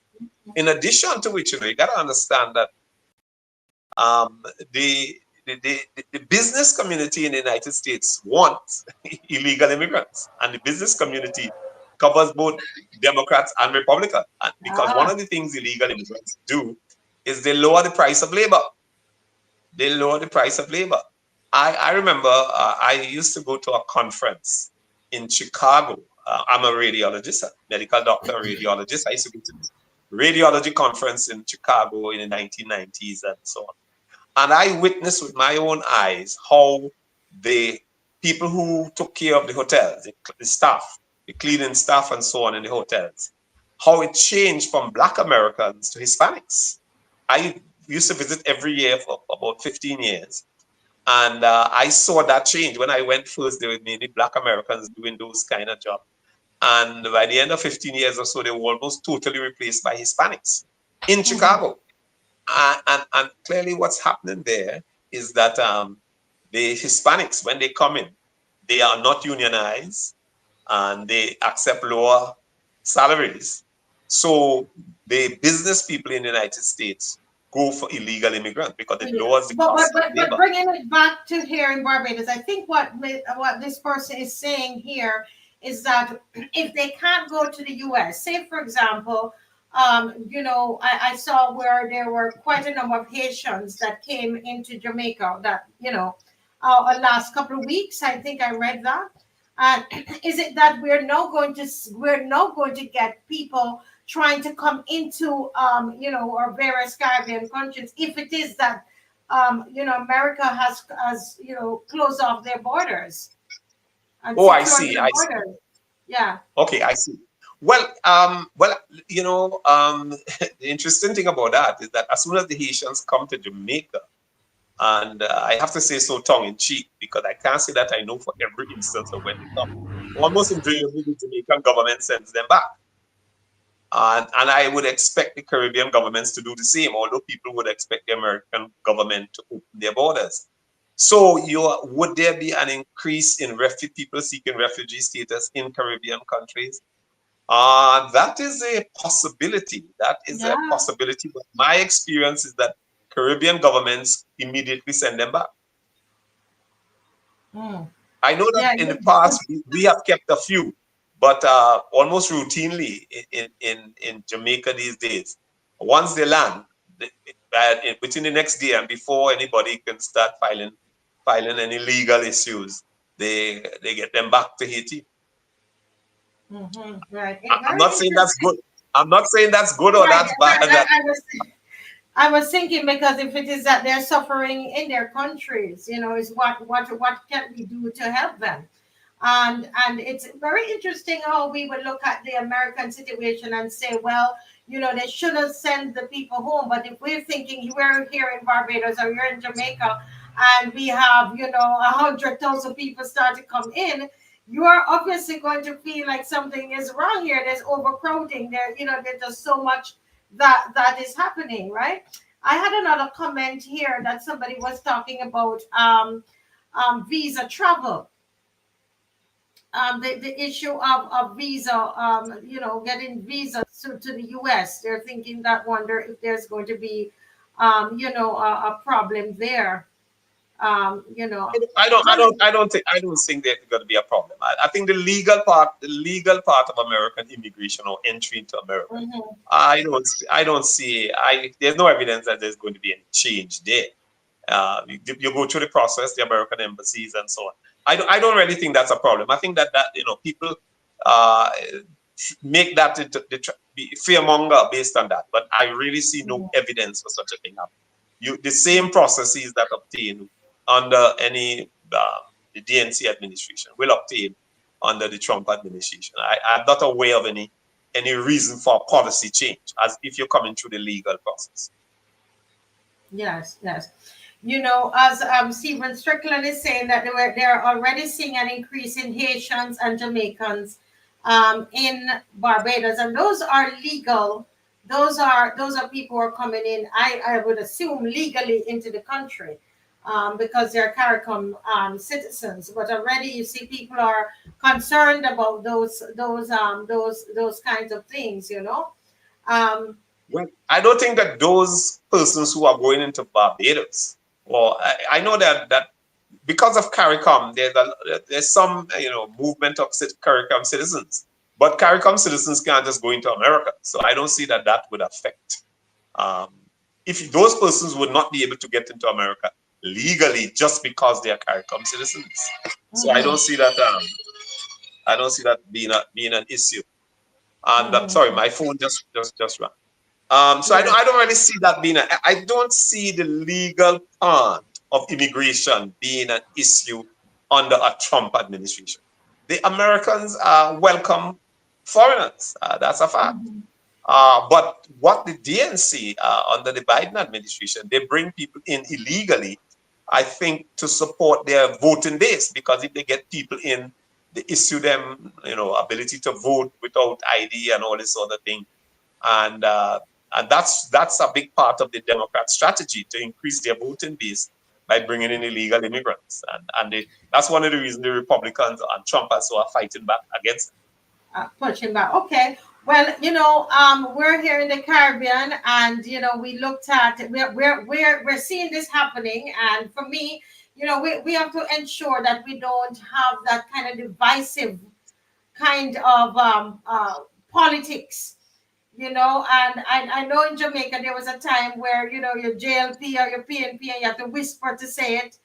And I think over time we've seen a lot of that has changed. Is there anything in terms of that we can learn some lessons from? Because right now it is so divided in America. What can we take away as a Caribbean region in terms of that kind of politics? Very divisive. But I think but you see, you have to ask yourself, what is the cause of the division, the severe division in American politics? And because it wasn't always so divided. And when did it start? And I think that the reason for the division in the American politics is that there are key spiritual issues that Americans are fighting each other over. Is the issues that are dividing the United States is not political issues. A political issue is should you build a road here, or should you put up an office for the government here? Those are political issues. The issues that are dividing America are spiritual issues. The issue of you know, homosexuality, same-sex marriage, abortion. All of those things are spiritual issues which are manifesting as political. And that is the reason for the great division in America. It is these spiritual issues that are causing the division. For example, you know, Kamala Harris's election campaign was a significant part of it was the abortion agenda and the creation of this so-called right to abort. But that's that. I said that's spiritual. America is, and I would argue that America is correctly divided along spiritual line because spiritual issues are eternal. And you believe that that is where the divide. So you don't really see that happening in the Caribbean, because everything we're talking about, we're bringing it back here. You know, and we don't want that. That is so. I can't even talk to some of my friends about anything because they. Oh my Lord, we don't want that. And you're saying you don't see that happening in the Caribbean. Right. Well, the other thing about it is that, like I said, there are spiritual issues, and the other issue, and this drives the spiritual issue, is what's called identity politics. For example, you know, blacks must vote for the DNC or whatever because they represent or they are more favorable to the black part. We don't have that in the Caribbean, so we know we're not going to. We're not going to have that. So we must. Yeah.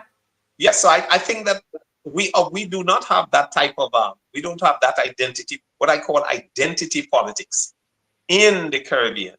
And you know, I'm a Trinidadian, and you'll find that yes, in Trinidad, there is identity politics in that Indians tended to vote for the DLP, UNC, and blacks tended more to vote for the PNM.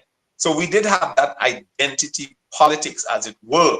But that was mainly confined to election time, and people lived with each other, you know, very well. I remember when I was going off to medical school, my best friend at the time was a guy who was a Hindu.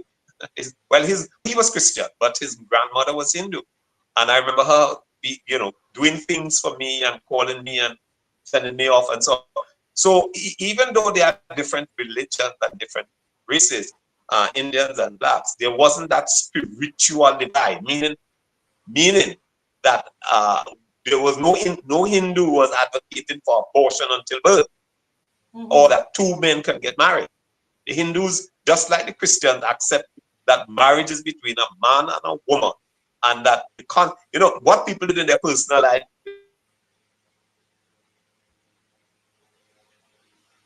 Okay, is it me that stopped or is it him? Is it the guest? Can you guys hear me? Okay. All right. Well, we I think he stopped, but we were closing off this segment. Christians are arguing that. Okay, you were stuck there a little bit. We were stuck there. Okay, they can hear. Okay, but we're closing off this segment, Dr. West, because I know you have an engagement as well. And how would you summarize it? What's the main impact of a Trump win on the Caribbean? How would you summarize it?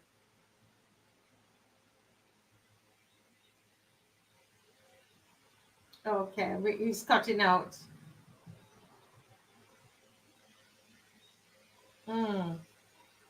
I lost you for a while. I don't know if it was your side or my side. My apologies. I don't know. Somebody. Was it? So do the summary quickly before it happens again. What I would say is that there will be some changes as a result of the Trump presidency. I don't think they're to be significant or extensive. And I want Caribbean people to realize that we live in a world of power brokers, and the Chinese are here and the Americans are looking at that. So I think they will seek to show themselves favorable to Caribbean people because of the presence of the Chinese, not because they like us. Yes. Well, thank you so much, Dr. West, for coming in. I know I contacted you this evening because it only happened last night. So thank you so much for coming and for sharing with us this evening. Thank you very much. You're welcome. Yes, God bless. Bye-bye. Yes.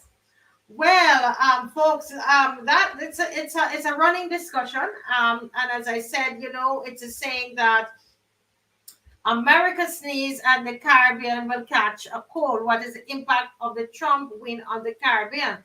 And we want to also ask, what is the Trump win on the Caribbean and on Africa? So I have Dr. Nathan Wangusi here, and we have different points of view tonight. All right. So Dr. Wangusi, let me welcome you to the Marcia Week show again. It's great to see you, sir. Thank you. Thank you. Well, we are. I know that you're Kenyan, but you're living in Washington, D.C. Yes. Yes. Yes, and what is the mood like in America right now? So this election season, first, thanks for having me on the show. It's great to be back. Thanks for keeping in touch while I've been on my travels. Looking forward to seeing you in a few days. But yeah, I landed in the US over the weekend, just before the election season kicked off. So the general sense particularly in Washington D.C., which is sort of the seat of power of democratic government. So the kind of general idea about the two political parties is one is very centered around the seat of power, and then the other one is sort of more the Republican establishment is more out in the states. So DC is also interestingly the home of Howard University, where Kamala Harris, the VP, the current vice president, went to university. So Yes. it was expected there would be a lot of celebration and activity if she had won the election. I stayed up quite late yesterday, sort of tracking the electoral count. But unfortunately, the city is very muted. It's very dull, sad. People are very disappointed by the results. Okay. If you've been keeping up with the news, she just finally gave her concession speech, in which she asserted one of the age-old traditions, and I think this is what really makes American democracy a beacon for the world, which is the peaceful transfer of power, which has traditionally just been what we think of as a constitutional principle, but it's really just a gentleman's Yes. agreement that democracy must prevail. So Yes. she's given her concession speech. So the mood is very muted. There was a lot of expectation in this election that finally we would have a chance for a woman president, more so a woman of color, of African and Indian descent. I think her father is, if I'm not wrong, he's Jamaican. That's And what I've read. I've read that. yeah, and But with all of this is happening, you are living in Washington, mhm, and you are Kenyan born. yeah, And I'm sure you're looking at this. This is happening. Okay, Trump is there now. He's won. mhm, And my question to you is, how does this affect Kenya? I remember seeing your Prime Minister mhm, President Ruto, sitting in the Oval Office with President Biden behind him, and mhm, almost like, yes, felt like he's arrived. But now we have a different president is there. mhm. How does this affect Kenya? So Let's talk about economics, the so the, economy first. Let's yeah, start there. so as the previous speaker was saying, obviously the American election has a strong bearing in what happens in the world. Mhm. And in terms of African policy, that policy is set by an administration. There are some programs, particularly like um, aid programs with the Department of State, USAID. Those programs generally will continue. On immigration, green card lotteries, those are civil service related programs. Right. or government-related programs that will generally just continue as they always have.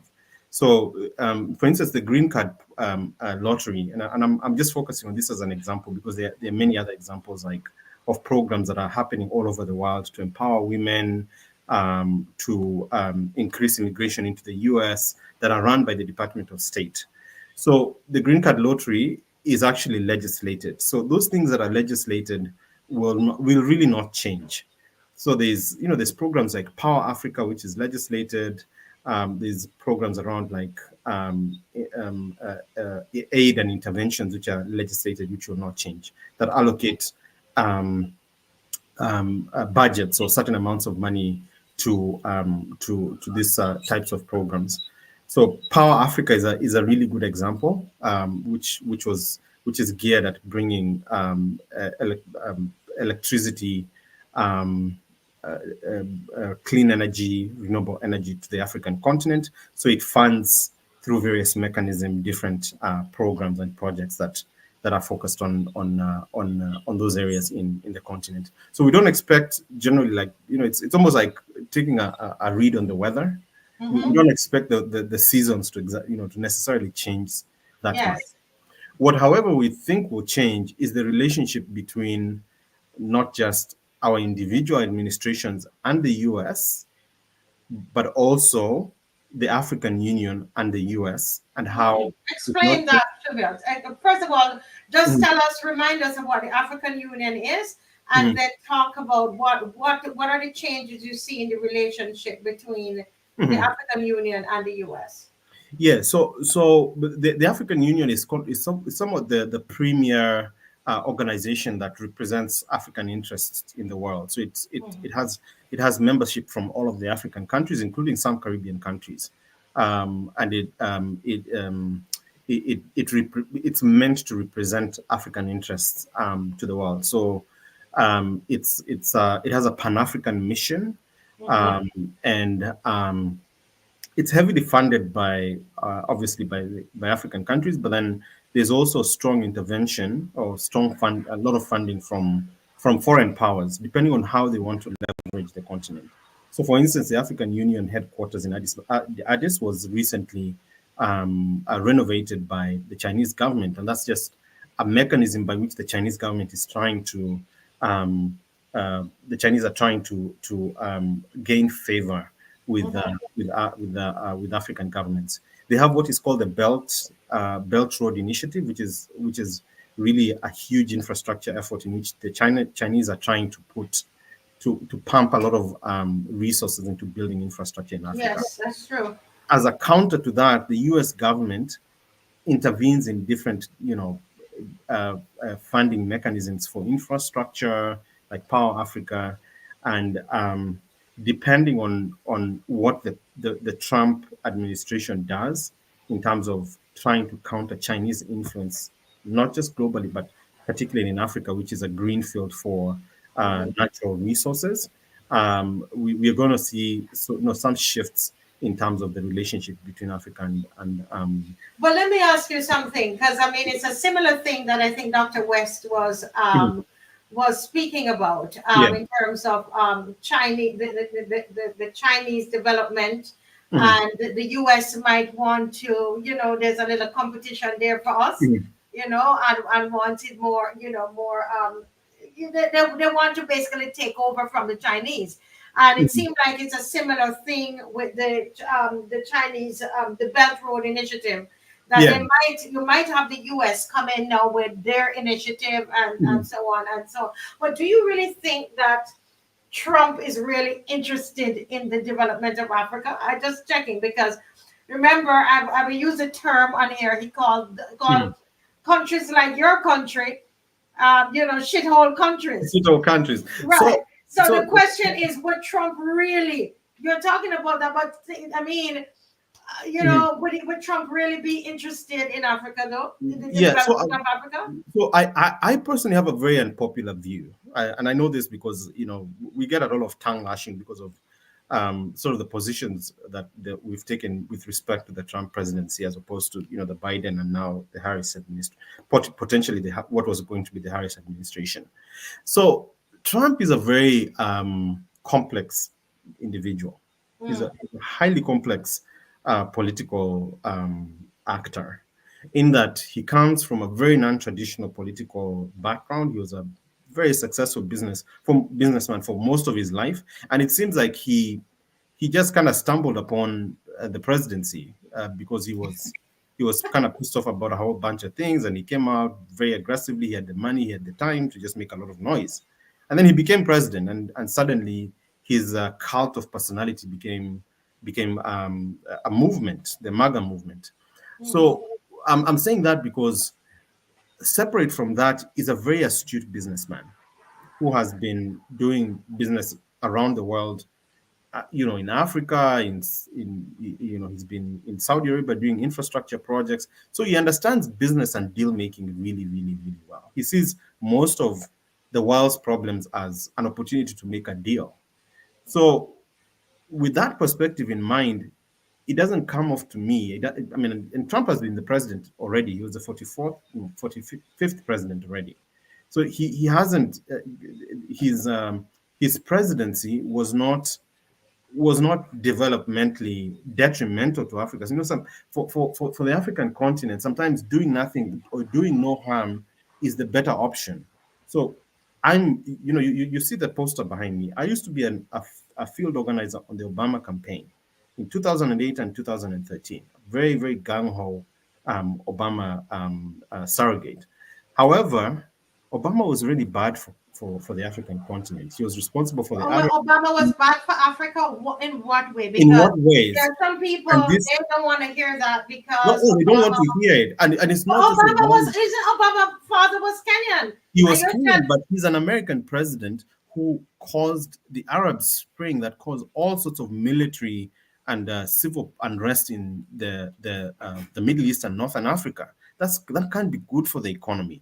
On the contrary, immediately after that, we had the Trump presidency, and yes, he'll make all sorts of like outlandish statements and insults, but he does no harm.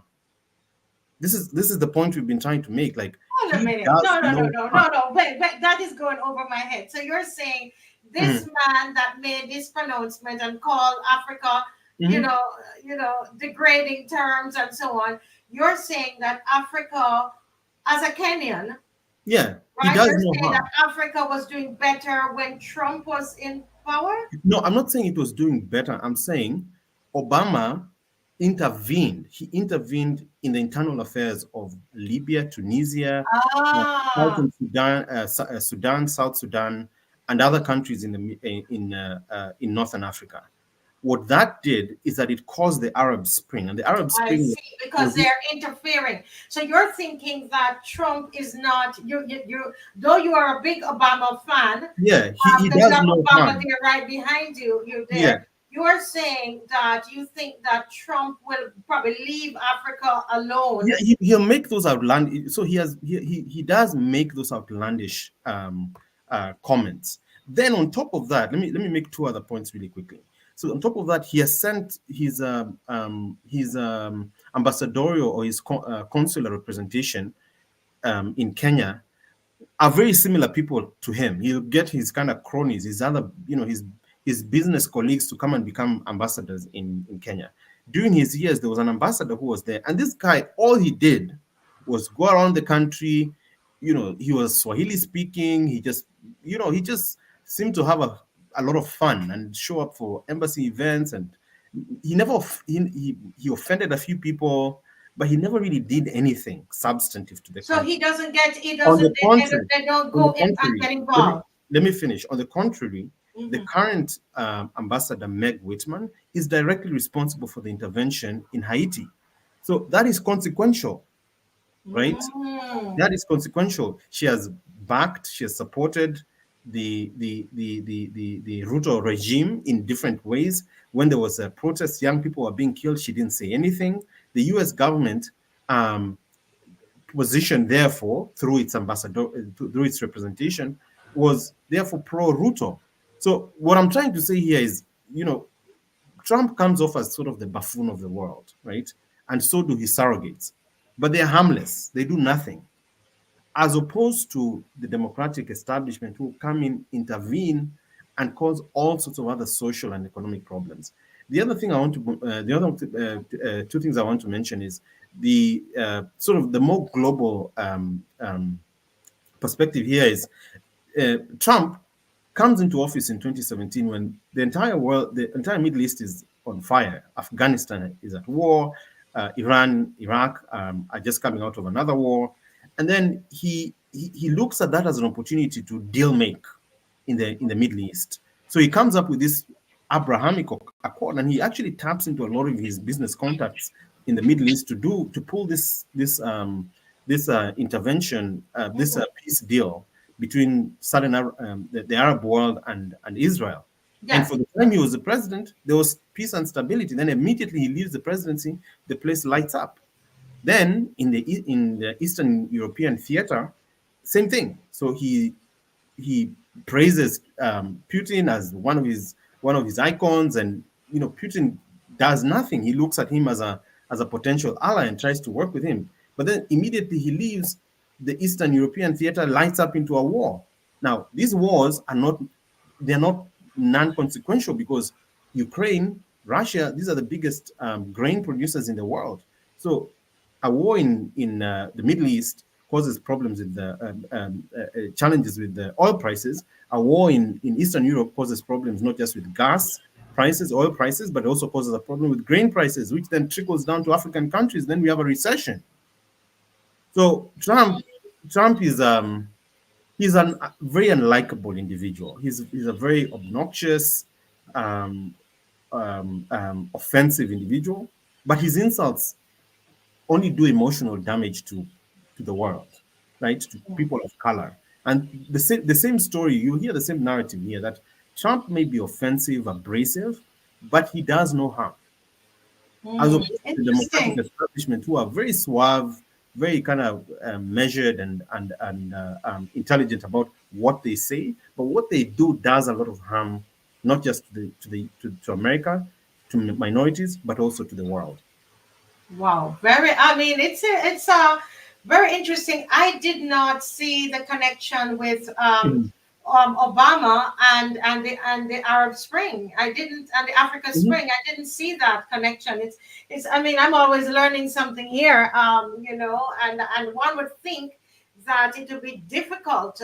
African countries would have it, have a Mhm. very difficult time under the Trump administration. But I'm Mhm. seeing Valentine is on, and I know she's settling herself. She's also from Kenya, and Mhm. I would like to hear from her as well. I think she's settling herself. And I Mhm. also have David, Senator Nakid, I believe that Senator Nakid from Trinidad Mhm. is on as well. I don't know if anybody is finding this interesting, but because this is the kind of thing that you're not hearing on mainstream media. If I Yeah. listen to mainstream media, traditional media, honestly, I would go away thinking that the Obama, that presidency was better for Africa. You see what I mean? Because they're people of color, and you're Kenyan, and Obama's father was Kenyan. So one would go away thinking that. And that's why one of the reasons I wanted to have this kind of discussion, that we Mhm. can really, really understand and hear from the people themselves. Let me see if Valentine can come right in here. Good night, Valentine. Good night. Good to see you again. Good to see you too. You can hear me, right? Yes, I can Awesome, awesome. definitely hear you. And for those of you, I didn't announce that she was coming because we decided to plan this really, really. This only happened because Trump won last night. So you don't know, but you remember those beautiful Kenyan young ladies that were on, and you all telling me, get them back on. And when they came on, they talk about when we lose our fare, they lose their power. Well, this is Valentine. Valentine, you pronounce it Valentine? Yes. Valentine is here with us, and I'm so happy to have you. And this part of the show actually was inspired by something you said on the show the last time you were on, and when they had started the campaign, and I was asking you, are you guys, how would this affect Kenya? Are you guys afraid of Trump, and his policies and so on? and you were talking in terms of social impact, and belief systems and so on. But now Trump has won. Are you still saying that Kenyans don't need to be afraid of what Trump will do to Kenya? No, Kenyans have nothing to be afraid of. In fact, I think this is our opportunity now, not just for Kenya, for Africa and the Caribbean. Because remember the last time on the show, we talked about how Trump has isolationist approach. His approach is more of America first, right?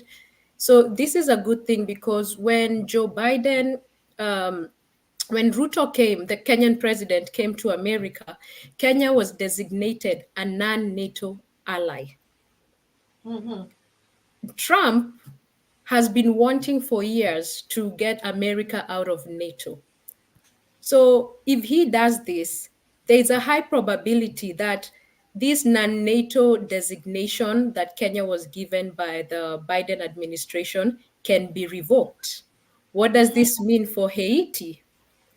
The American government has been working with the Kenyan government to they've been giving the Kenyan police money to go and fight to go and I don't know fight in Haiti, to fight the gang members in Haiti.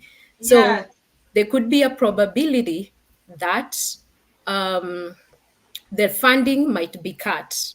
But also, we have to remember Trump is anti war. He's not a war person. So if Kenyans and Haiti can come together and lobby and ask Trump or the Trump administration to stop the military process and maybe push for a peace building initiative, there's a high probability that that will work. Wow, interesting. I was wondering about that today, Valentine. I say I love to talk to you all because I reached out to a friend of mine from Haiti because who lives in Florida. I was trying to think about that and to see how, would he be able to do anything about that, or would it be of any interest to him? He might not even be interested, but now what you're saying makes a lot of sense. Dr. Wangusi, do you agree with Valentine on that? Yeah, to some extent. So as Valentine was intimating, the what some Haitians call the blackface occupation of Haiti by Kenya and the multinational support mission. So it's pretty much in my view, a mercenary arrangement because it's a highly unusual um, uh, arrangement where Kenya police are being used as mercenaries to intervene in another African country or another in a Caribbean country. And the reasons why you do that, you do that because you want to mask first the foreign intervention because Mm-hmm. you don't want American boots on the ground, American Rangers fighting a war. So the alternative is to basically pay the Kenya police or to pay a mercenary force to go and occupy other Africans. Which to me, just in terms of the optics and in terms of the intent, is problematic. We don't want first Kenyans don't want their brothers, their sons, their friends, their cousins involved in a war that they are not in a territory that they have no vested interest. The only payout is number one, as Valentine said, the non-NATO ally status, which gives them certain access to like military equipment and military contracts. Number two, it's a cash for boots transaction, so it's pretty much a mercenary transaction. And lastly, our police, who are supposed to be responsible for internal security in a country where we have all sorts of problems, including crime, cattle rustling in the frontiers, being shipped overseas. 1,000 of our special forces or elite forces being used for foreign intervention makes absolutely no legal sense. And in fact, our not just our Senate, but our Parliament actually rejected that position as unconstitutional by the president, because we are getting military benefits, and because they were strong armed by the Biden administration, forced it through. So it's problematic on so many different levels. The right organization to have done a military intervention there would have been the UN peacekeeping mission, which has the legal mandate to actually intervene in those situations. But the Biden administration wanted a roundabout way of kind of doing the same thing, intervening, but also doing a blackface intervention so that you don't get blamed for Right. being a foreign intervention. So that's problematic in many Yeah. ways.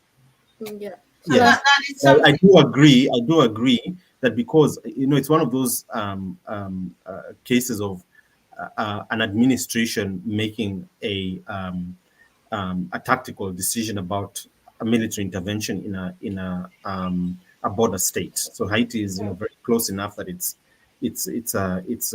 close enough to the mainland, and there's certain strategic interests for having this, peace and stability in Haiti. My personal view, and we'll talk about this more when you're here, but my personal view is that Kenya should intervene. We are brethren.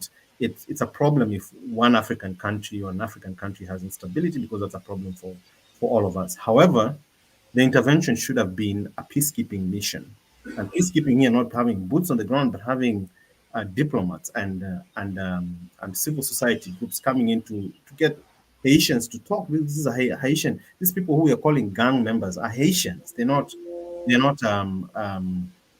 not foreigners. These are Haitians who are dispossessed, who don't have opportunities in life, that don't have the choice. So it really should have been a peacekeeping mission, if you ask me, Yeah. as opposed to a military intervention. Yeah. And Kenya, by the way, Kenya has a strong track record in that. So that's what we should have been taking advantage of.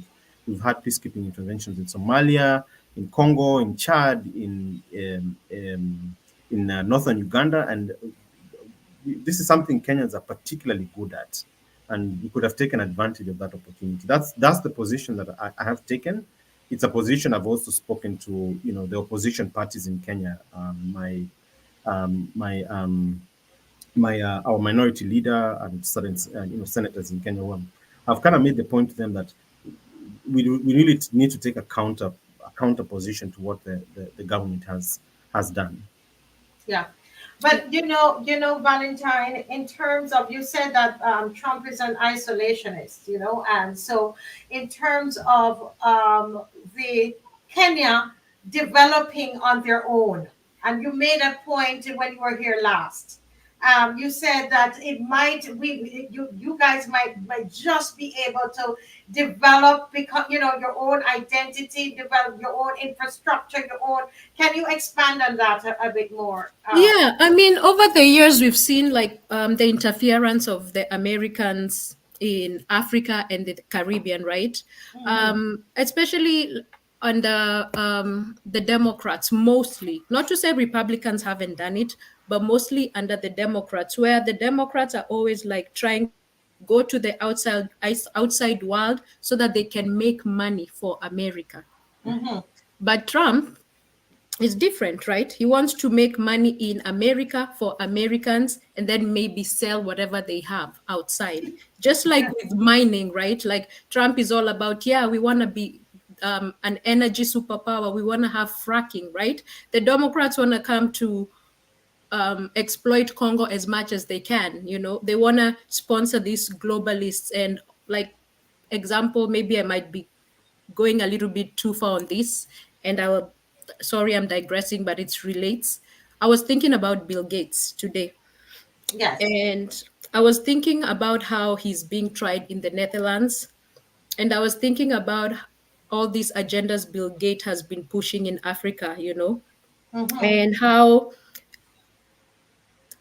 these globalists are moving into Africa and to Kenya, and they are pushing for GMO foods, and they want to stop archaic farming in Africa. And I'm not sure about the Caribbean, but in Kenya too, right?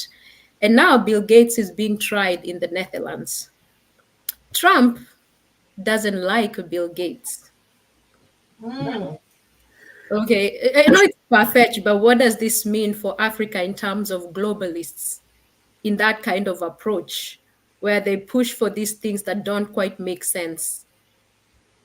So that isolationist approach and no interference will be good because Africa needs to be able to trade amongst themselves, just like America did. The first 200 years, they manufactured, they developed technology. Even within the Industrial Revolution, they traded among themselves, they made their currency strong, then they released everything to the world, you know. So Africa needs to do that approach, but we can't do that approach with all the interference that we have. That's what Wow. I'm thinking, you know. Yeah, So profound. But it's good to hear because that was one of the things that I wanted to talk about was this globalist agenda, and we saw it, through and it works through the EU, the European Union, to the WHO, and all of them, and we're seeing that impact here in the Caribbean. Let me just go to I see I have my brother here from Bahamas. And we also have Senator David Nakib from Trinidad. It's Cassio Stewart from Bahamas and Senator David Nakib from Trinidad. Let me go to Senator David because he was on first. And then I'm going to go to Cassius. Senator David, good night. Good night, good night. Good night to everyone, to all your guests. Good night. Yes, sir. It's great. It's great to have you. We are here on with our brother from Bahamas and a brother and sister from Kenya, and I mean Barbados. Listen, this is wonderful tonight. Africa and her diaspora. We're all on, but we're talking tonight about the Trump win, the Trump presidency, and I just want to kind of segue from what Valentine was speaking about this the globalist agenda. What impact do you think, Trump being the president, how is that going to affect Trinidad in terms of the globalist agenda? You would have gone through the whole issue with the WHO in Trinidad, the UN. You can feel the impact of the EU in Trinidad. You had the whole Samoa agreement thing you're dealing with. What impact do you think Trump will have on that agenda as it relates to Trinidad? Well, he'll have a minimal effect. I mean, Trump speaks a good game, as we know. When it comes to that global agenda, he seems to be against it. He seems to be interested in putting America first. That is what he speaks about. But when we look at the foreign policy of the United States of America, it's global by its inception, by its makeup. It's global. I mean, the Americans have bases in Africa, in the Middle East, in South. They have bases everywhere. So to say that Trump is going to have any. Hold on a minute. We're getting you. You're cutting in and out. You're cutting in and out, David. So you're going. Can you hear me now? Okay, let's try it because what happened? It starts good and then we don't hear you, and then it's cutting in and out. Continue though. Let's see. Yes, can you hear me now? I'm hearing you right now. So keep talking and let's see if it cuts out. Okay. So that talk that is meant by Trump to appeal to the Americans, to his constituency. Yeah, you're cutting out. You're cutting out. It's going in and out. Are you hearing me now? It's dipping in and out. So we will hear you and then we don't hear you. Okay, I'm gonna try again. Yes, okay, you can go and come back. Okay, let's try that. Okay, thank you. Well, let me welcome Mr. Cassius Stewart here from the Bahamas. Welcome, sir. We haven't seen you in a long time. How is the Bahamas doing? The Bahamas is good. It's good. We have been having a lot of rain, which is good for the farmers. And of course, we have our issues like every other country. But I would just like to say hello to my brothers and sisters from Africa. It's good to be on the show with you guys. And that's when she came to the Bahamas. Yes. But before we get there, let's deal with this globalist agenda, which is kind of related to this. Do you think that, or what impact do you think Trump winning the election in the U.S. will have on the what's happening in Bahamas in terms of the UN and the EU, and feeling that always we have to be looking up to them, and they're basically kind of dictating how we govern our countries. Do you think there's going to be any impact? Well, we like to think that we are independent nations. However, that's just a mirage for most nations, including Africa, including European Union, and so on, because America dictates to everybody, because America has, whether it's strategic alliances with military weapons or nuclear weapons and so on, they put themselves in a position to dictate because, of course, they're the global currency and so on. Most of our currencies are traded, we trade in US dollars. Most of our foreign reserves are in US currency. And so we really can't kick too much, even though we want to kick. We want to seem like we're independent, but we're only as independent as our mind allows us to think we're independent. And so Trump effect on the Bahamas, we are perhaps a very close country. We're like 30 minutes from the United States. So the Bahamas is very, very close to the US. We're the third closest country to the US outside of Mexico and Canada. And that being said, though, America has great influence over us because 90% of all of our tourists comes from America. Mm-hmm. And 120% of everything we eat comes from America. Mm. Everything we wear perhaps comes from America. And so we are in a very, very delicate situation because if America decides to put a travel advisory on the Bahamas, that's our whole tourism dollar shuts down, our whole tourism product shuts down, and that cripples our economy. And so, even when we had the 9/11 issue, when the planes weren't flying, we were afraid because, of course, food imports were also at stake.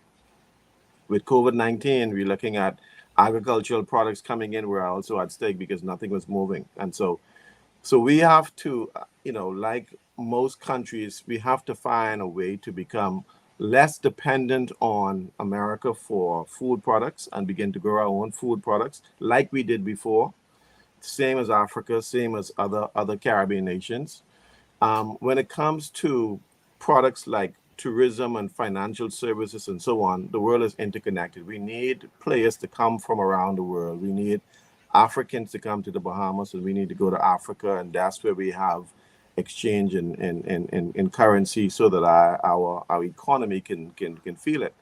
But the Trump effect affects countries differently. With the Bahamas, because America is experiencing heavy inflation at this time, the Bahamas is experiencing inflation.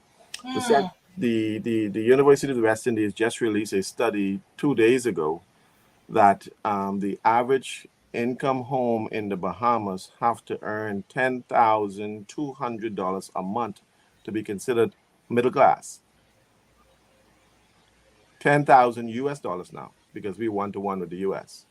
And that's like, you just eliminated 90% of the population right there. So 90% of the population is no longer middle class, is either the rich or the poor, because we can't meet that threshold.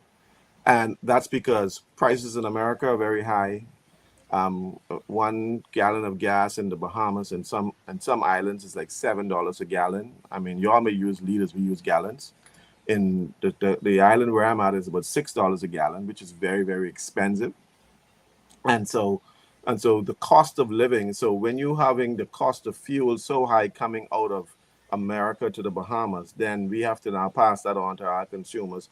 I went for a burger at one of our hotels, and I ordered 1 burger, a fry, and a soft drink, and that cost me $45 US. Wow. $45 US. And I said the same thing. And my daughter said, "Daddy, can I have another one?" I said, "Nope, we have to eat this one." And so the prices and inflation is very, very high. You can go into a nightclub and 1 bottle of water like this is $16 US dollars. 16? 16 US dollars, yes. And so we struggle because if Trump is able to bring the cost or the pressure down on inflation in the US, we will benefit from it because we won't have to deal with all of the heavy hemorrhaging. And so it may affect each country differently, but because we are so close and we import everything, the prices it's killing us. And so we are now having issues with inflation, and I mean it's very to live in the Bahamas, you almost have to be a millionaire to live in the Bahamas. And so really the minimum wage in the Bahamas is 260 US dollars per week. Wow. That's the minimum wage, mind you. But in order to be considered middle class, you have to be earning $10,200 per month. Now, how in the world these people will be able to survive? And so it's very difficult to survive in the Bahamas. It is a luxury, is a luxury destination, but it's almost like the French. It's what Spain was going through last month, a month ago. They were telling the tourists to leave their destination because the tourism product is pushing the prices up, and so the locals can't afford to enjoy Spain no more because the people feel that we could charge extra for the tourists, and now when the locals come to the same restaurant, it's a problem. For me, going for the burger, the tourists may feel happy paying $42 for a burger, but that's killing me. Yeah, yeah. And so the catch-22 with tourism is that, people feel that they can gouge the tourists, but also the locals are also caught in that web as well too. Right. Wow. And so wow. So we that hope is that really serious. So, is there a lot of in Bahamas? Then the people were when they heard that Trump, what he has in his manifesto for the U.S. in terms of the economy, I guess the people in Bahamas were happy then. Well, put it this way: most people don't vote on policy. People vote on emotions. People vote on skin color. They don't take the time to listen to policy. And in the Bahamas, you can only get on regular TV. You cannot get Fox. You can only get CNN and MSNBC. And so whatever propaganda they are saying, you are stuck with that. And so if they are one-sided, you can't get another side. So there's no Fox in the Bahamas unless you go on YouTube. And so Why is that? well, the cable company decides, I don't think it's a democratic push, but I think this the cable company decide that they don't want to use Fox, or maybe because the fees are higher. I don't know. I mean, I can't really give an answer Could to just that. be a business Yeah. decision. But let me try to bring in Senator Naked, and let's see if we can. Cause we want to hear what he thinks is the impact on Trinidad. Senator Naked, what are you there? Yes, I'm here. I'm going to try one more time. Can you hear me? Yeah, it starts to go in and out again, right? Let's try again. Let me. Are you on your phone? Yes, I'm on my phone. Because can you hear me now? Okay, keep going, please. Okay. Now I've heard a lot of the arguments submitted by my Pan-African brothers and sisters, and I truly believe that Trump, although he might espouse that he's not really in favor of this globalist agenda, and he seems to be isolationist.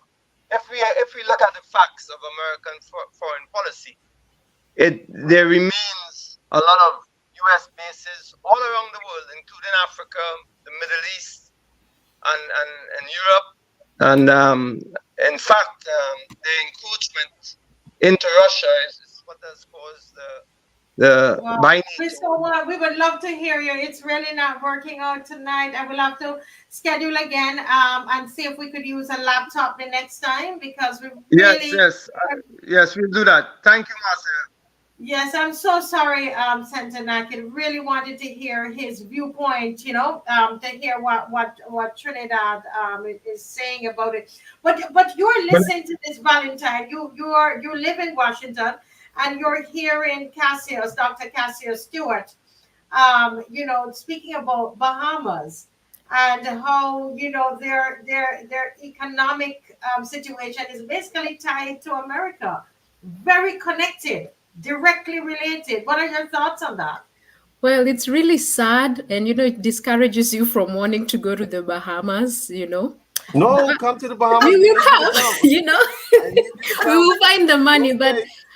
it's good. It's Trump is like he's been running on this. One of his biggest campaign agenda was economy, the economy, the economy, the economy.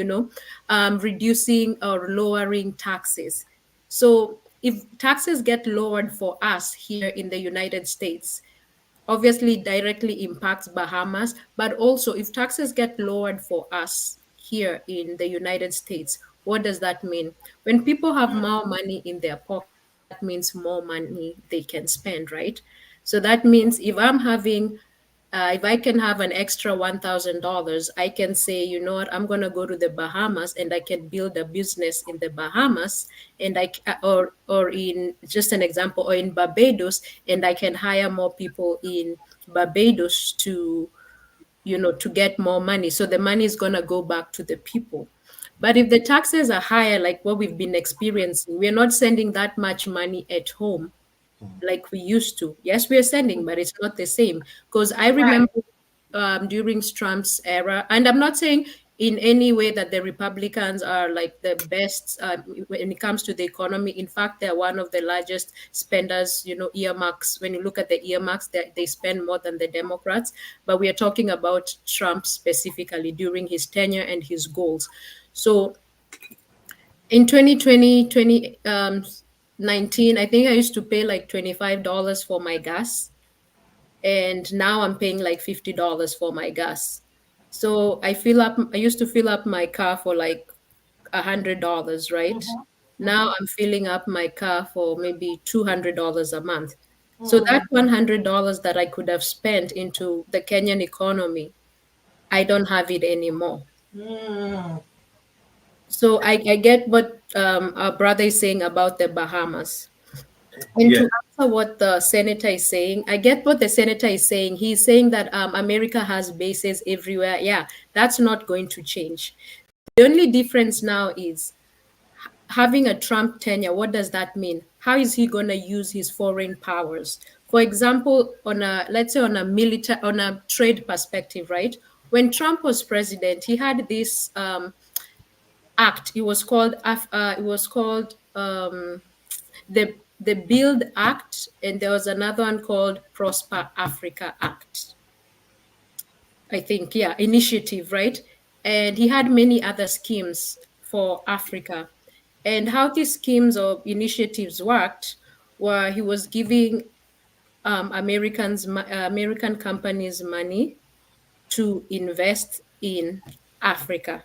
Some of these schemes continued up to 3 years after his tenure, but in 2020, so maybe 2023, but in 2025 they expire. He might not renew them, or he will renew them. When I say isolationist approach, so Trump's biggest threat right now, Americans' biggest threat is China, right? And oh yeah, you found it. Trump's Prosper Africa, yeah, China, and another I guess Russia, right? Those are his biggest concerns. And this is why America has not been like deeply invested, but they want to just be in Africa so that they can also feel like they want a piece of the cake. Might not happen because of BRICS, because Africa is trying to move towards BRICS. But in the event that Trump is president, not to say these things might not continue, but when I talk about Trump running, this idea of Trump running his businesses just transactional, in terms of Trump is going to be like, he doesn't care if, like, example, when Kamala Harris came to Ghana, right?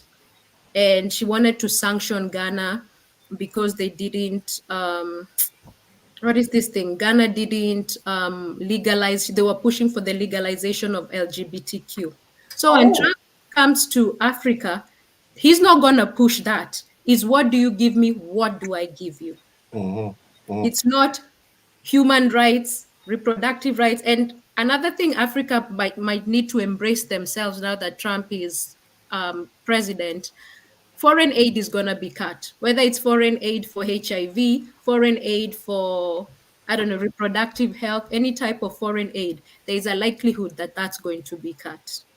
So Well, if I, that's that side to it. But to jump right in there, Cassius, because you had a situation where Kamala also came to the Bahamas. And can you really tell the Kenyans what happened?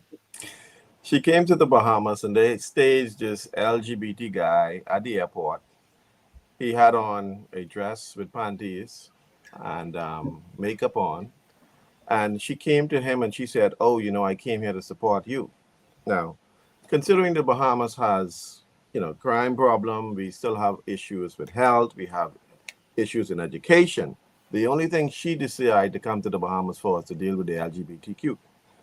I politely went on TV that night and I told her she could leave this country as fast as she could possibly get out there because we're not interested in that lifestyle.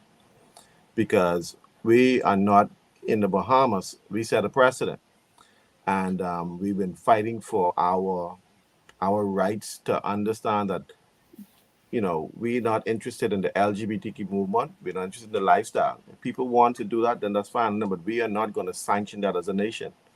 And for us, though, it's about making sure that we stand hold fast to our beliefs, our Christian beliefs, our moral beliefs, and we believe that lifestyle is immoral, and we're going to stand to that. I mean, I supported Kenya when they fought against it. I supported Nigeria when they fought against it, and so all the African countries fought against it. And I am fighting in the Caribbean to make sure that we can keep some sense to the Bahamas. I mean, I don't know sure if you all understood what Barbados Prime Minister said, that the population growth in Barbados has been stagnant for many, many years.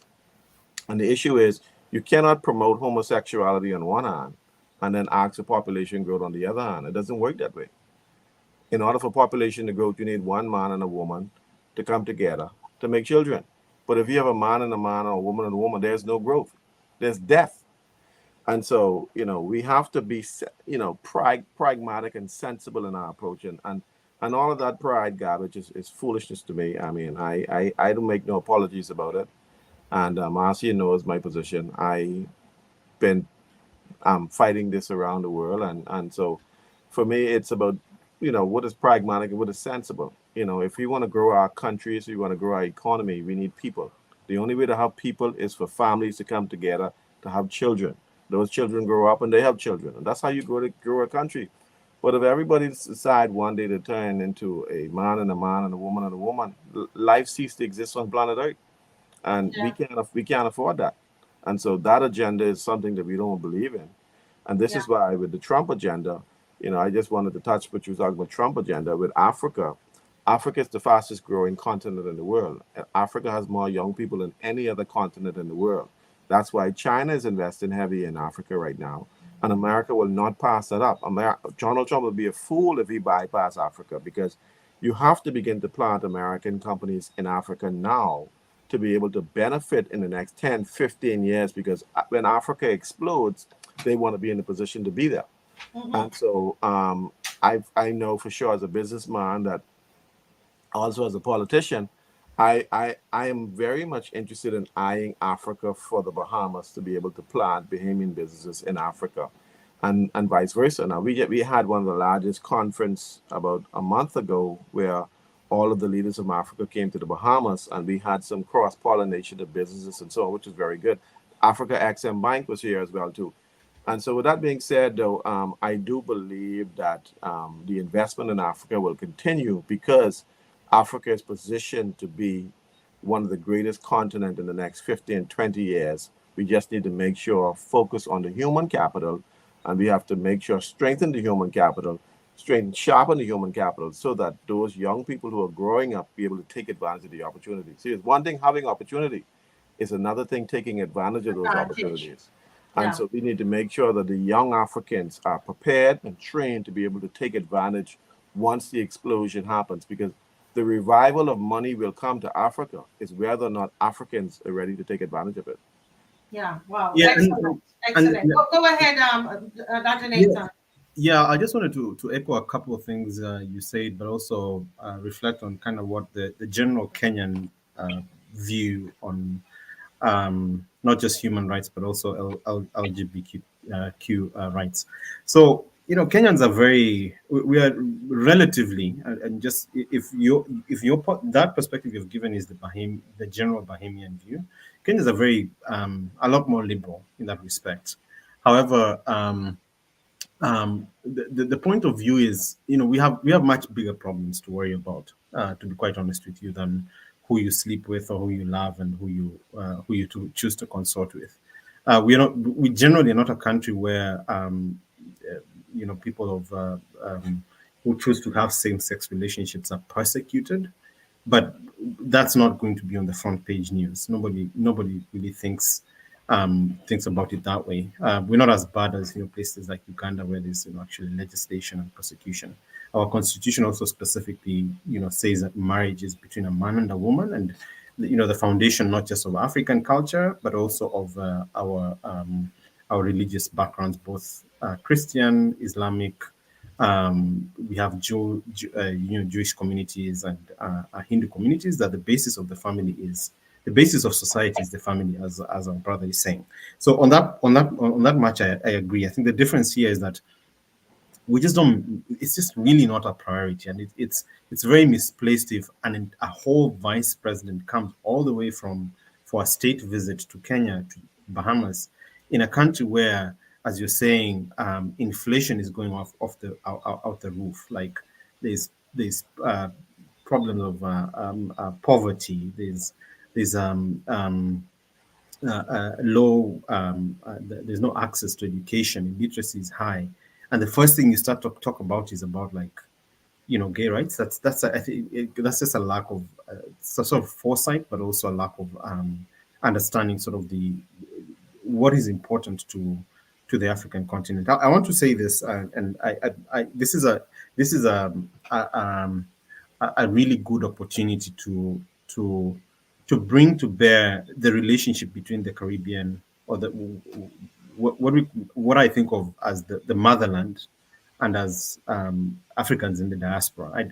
I really don't like this characterization of, like, Caribbeans versus Africans. I think of Bahamians, Barbadians, Jamaicans, even Cubans as just our long lost brethren. We're not lost. We're here. Yeah. We're But Africans. the point you made, the U.S. economy, the Bahamian economy is very tightly linked to the U.S. economy, and that's a good thing in some respects. But it's also because it means the standard of living is maybe higher. I made that observation when I made that observation when I was in Barbados, completely by chance. I was supposed to have gone there for holiday, but ended up staying and really interacting and getting deep into, like, the politics and how the society is organized. And the point that Marcia made to me is that there needs to be more investment by African companies, African telecoms, African tech companies, African banks in the African diaspora. Let's stop thinking of ourselves as, like, separate units, because that way we diversify our economies, but we also have a vested interest in making sure that our cultural or quote unquote racial group have a better standard of living, like, than we do. It's heartbreaking to see places like Haiti in the state that they're in. It's even more heartbreaking that we're being used as a mercenary force there. Why not, push for peace, right? Why not have investments in tourism and in real estate from Kenya to the Bahamas? Like, why not have those sort of business arrangements so that our economies are a bit more diversified and we're exerting a positive force and positive power in each other's countries. So I see that opportunity. I've been advocating as much as I can, particularly with the opposition party, to say, let's have a counter proposal to what is going on starting in Haiti, but also let's take advantage of the business opportunities to engage with our diaspora so that we strengthen the African or the Black diaspora. Yeah, so I think it's misplaced when you have the sort of focus on all the wrong issues. And by Yeah, the way, I agree. let me just close out by saying this. This is the reason that the Harris campaign failed, because as a previous speaker was saying, they are focused on there's a cultural revolution, but as well as a cultural war going on in the U.S. On one side, the liberal left want to push the country towards liberal policies like, um, expanding abortion rights, which has been pretty much shot down by the Supreme Court when Roe versus Wade was struck off the books. So that has been pushed to the states. It's been it was on referendum on several state ballots this past election, the last couple of days. And then on top of that, you also have the what you're talking about, like LGBTQ rights. And these issues are important, but they're cultural issues. So the Democratic establishment forgot about the economic issues, all focused on cultural and sort of religious positions that people are supposed to have a choice, right, on, as opposed to saying, let's focus on jobs and the economy. Let's focus on the cost of fuel, which affects people regardless of what ethnicity, culture, background, race, sexual orientation you are. Let's focus on strengthening education. Let's reduce our military interventions in the world and military spending. So those are the things that Americans were asking them to focus on. Those are the things the world was asking them to focus on, and they dropped the ball. Right. As a result, you have a war. You have wars going on in the Middle East. You have wars going on in Eastern Europe. You have cultural wars going on in the U.S. And the common American, he's suffering. He's suffering at the pump. He's suffering at the grocery store. He's suffering. His kids are having less and less opportunities than he had. So of course they're going to force you out, regardless of whether the person that they're voting in is an obnoxious, loud, offensive candidate. Because those things don't really matter. That's not what is the bread and butter, really. We have another 13 minutes to go, and I want to. I'm sitting here thinking, and we're talking about all of these glowing things that's going to happen, the impact. I didn't expect that to come out of the conversation. It seemed to be all very glowing. But what are some of the possible negative impact that could happen as a result of this Trump administration on Africa? Let's not just think of Kenya now, on Africa and on the Caribbean. So we talked, as I said, it's all glowing, and we don't even know if he's going to do those things because he's a politician. He is giving you a manifesto of what he is saying that he's supposed to be doing. All right, so we don't know. So what are some of the what could be some of the negative impact of a Trump administration on Africa? Go ahead, Valentine. Yeah, like I mentioned, one negative is foreign aid being cut, right? Foreign aid for HIV, for health, for reproductive rights. Another thing, let's say the Al-Shabaab, I mentioned this last time. So if Trump decides to cut out like the military from places in Africa, like Somalia, where the Al-Shabaab, the US military is helping deal with the terrorist group and Al-Shabaab, that might be something that could be a really bad thing for Somali, because we are so heavily reliant on the Americans for this kind of thing. Also, like I mentioned, I forgot to mention something. So there's this thing called the AGOA Act, Africa Growth and Opportunity Act. And when Trump was coming into power, and he has, like I mentioned, established all these schemes to help Africa, some of these schemes or business investments, they expire in 2025. there might be a likelihood that the Trump administration might not renew all of them. What could that mean? So the Africa Growth and Opportunity Act is something that has been beneficial for Africa, and also there's this thing Joe Biden did where I don't remember if it's Joe Biden or Obama, or it's been there for so long, where it's a trade policy. I don't know if Dr. Wagusi or anyone on the panel knows, where African could trade, but their taxes were reduced.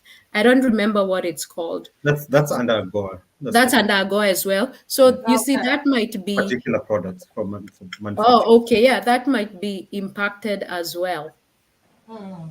So for me, that I see those are some of the negatives, but at the same time, that over reliance that we have, this might be a good time, to this next 4 years might be a good time for the Caribbean, for Africa, for all of us to touch base and work on ourselves, while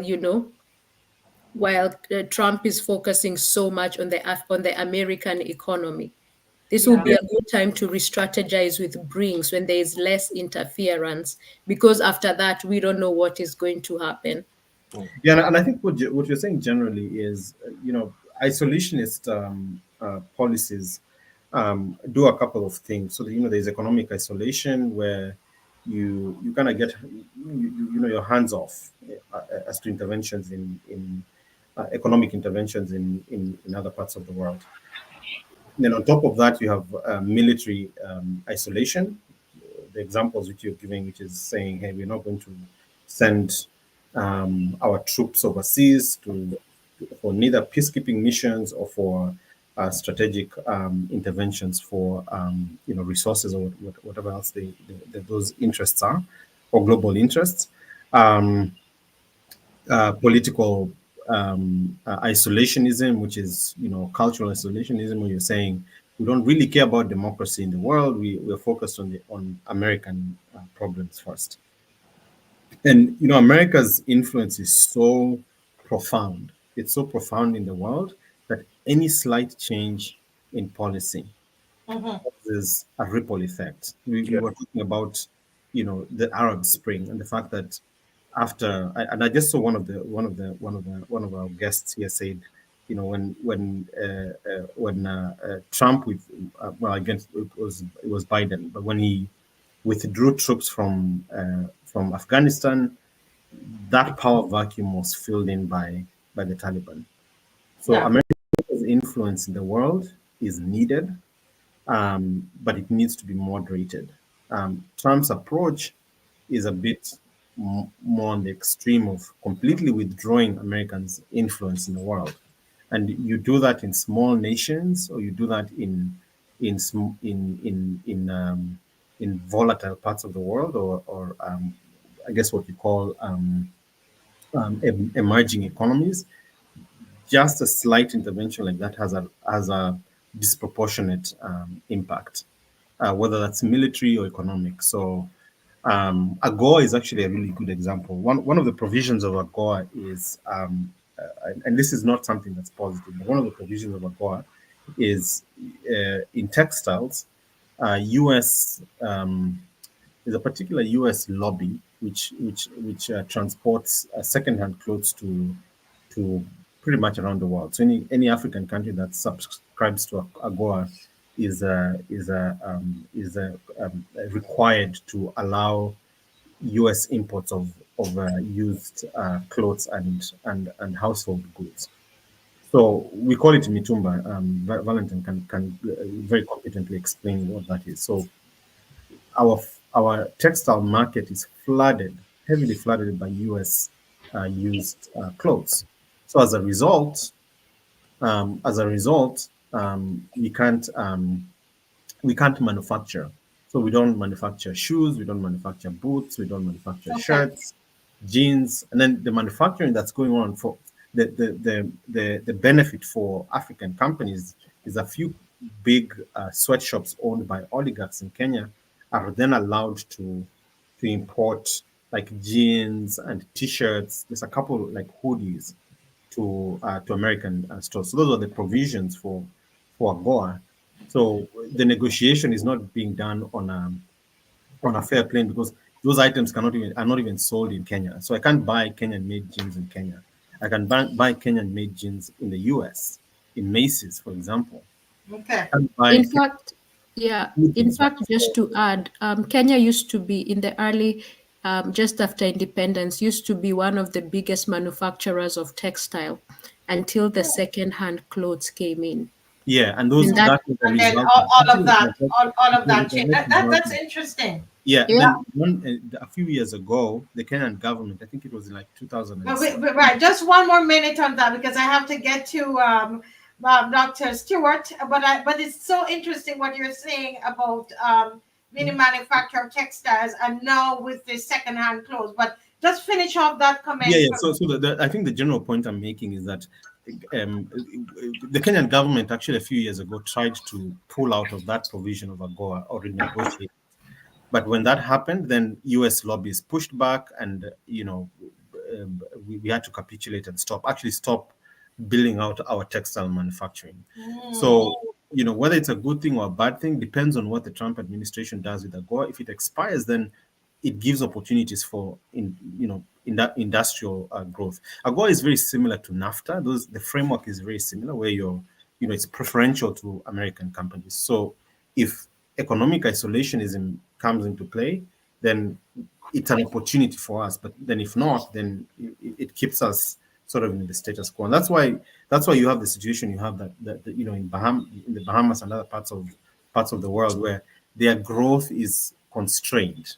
Yeah, Certain parts of the economy are because of constrained. the dependence. So let Often, me go, let me get to yeah. Dr. Stewart here. Dr. Stewart, it seems like you're going to have the final word. Mhm. What are some what you think of Bahamas and just extend it to the Caribbean? And we're looking at some of the negative impact of the Trump um, presidency. I think, in the 1980s, Ronald Reagan initiated what we call the CBI, Caribbean Basin Initiative, which similar to Agora, allow manufacturing plants in the Caribbean to import goods into the United States duty free. Yes. The trouble with that is we don't manufacture anything in the Caribbean. So we had a one-way relationship. Everything was coming from America, but nothing was going back to America. Hmm. And so that's the downfall with our relationship, because even though the agreement is there, there's nothing really going back. I know that the Clintons were experimenting with a T-shirt manufacturing plant in Haiti, and then of course all of the bananas and other citrus crops that was grown in the Leeward Islands and in parts of St. Lucia and so on they were taking advantage of the LOOM Convention, which was basically going into Europe. But of course, the WTO came in and said, okay, you can't give preferential treatment, so we have to restructure LOME, and so now LOME is now under reconsideration because the WHO is now saying that you have to give the same treatment to everybody, and so the Caribbean and the African and the Pacific states cannot have access to the European market solely. And so that's why LOME is now under reconsideration. And also the Caribbean Basin Initiative is also under reconsideration under the WHO. However, one of the things I wanted to address was the fact that as Caribbean countries and African countries, we have to wean ourselves off the breast of America. We cannot sit down and wait for them to constantly give us aid. We become lazy, we lack production, and so we just waiting on them to do it for us. I know that there are several African countries who've been arguing for many years that we don't want aid, we want to be able to produce for ourselves. And as Caribbean people, as African people, we have to reach to the point where we stop looking to the West for aid, start manufacturing and producing internally. The trouble is that Africa has how many countries in Africa? 54 countries in Africa, and everybody got their own rules and regulations, and it's a problem intercommerce within Africa, and so we have to figure out how do we make sure that we can have a bidirectional approach between the Caribbean and Africa, and also an interconnectional approach within Africa where goods are being able to be moved back and forth. then you won't be so dependent on the milk from America always, whether it's aid for HIV or aid for this and so on. And in case of extreme famine and so on, if you need military assistance, then we will accept your help. But we have to begin to grow our own food. We have to begin to grow our own economy. We got to grow our own livestock, because I think after independence, almost 50, 60 years of these African countries becoming independent, we are still dependent on the colonizers to be able to give us food and feed us. And so we have not grown up after 50 years. And so we have to wean ourselves off the breast and become an independent nation where we build our own country, like the Europeans. Yeah, quite very, very well said. Very well said, guys. This has been very interesting. And as I said, I learned so much. I don't know about the viewers. I've learned so much on this program. I'm going to go and look up the African Golden Opportunity Act. I never heard of that before. We know about the Caribbean Basin Initiative, the LOOM Convention. We know about all those things, but I don't know. You know about that, Dr. Cassius? No, that was a revelation to me too. I wasn't aware of that. I didn't know about it. Yeah. So we need to have these conversations more. And this is something we're not going to see on the mainstream media. I didn't know what you all were going to say tonight, to be honest, and just to be able to hear everybody. And I think overall, we think that it might be, if he keeps true to the promises, to the manifesto, it might benefit the economy. It's going to be good. It's gonna work out for all, because the more money America produce for themselves, the more the world gets it. And the more the world gets it. There you go. So let's hope that what he's saying is what it is supposed to be, what is going to happen. But thank you all so very much. And these two lovely people, I'm going to see them soon. We won't say where, but we're going to see them soon. Okay. God bless you all. Thank you for coming on. I love you, Barbados, Bahamas, all of you. And come to the Bahamas now. Don't forget, come to the Bahamas. You have to buy me McDonald's. Yeah, but definitely put us in touch. Yeah, that's an expensive McDonald's, man. Yeah. It is. Yeah, please put us in touch. Yeah.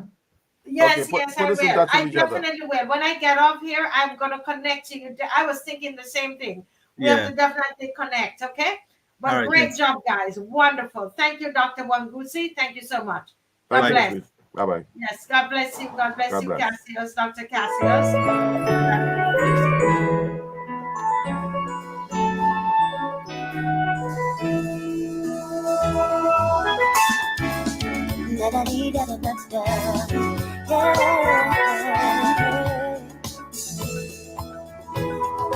Beautiful, beautiful Barbados, gem of the Caribbean Sea. Come back to my island, Barbados.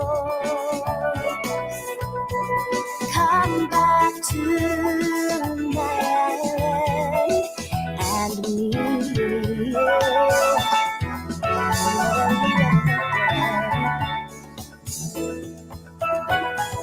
Beautiful, beautiful Barbados,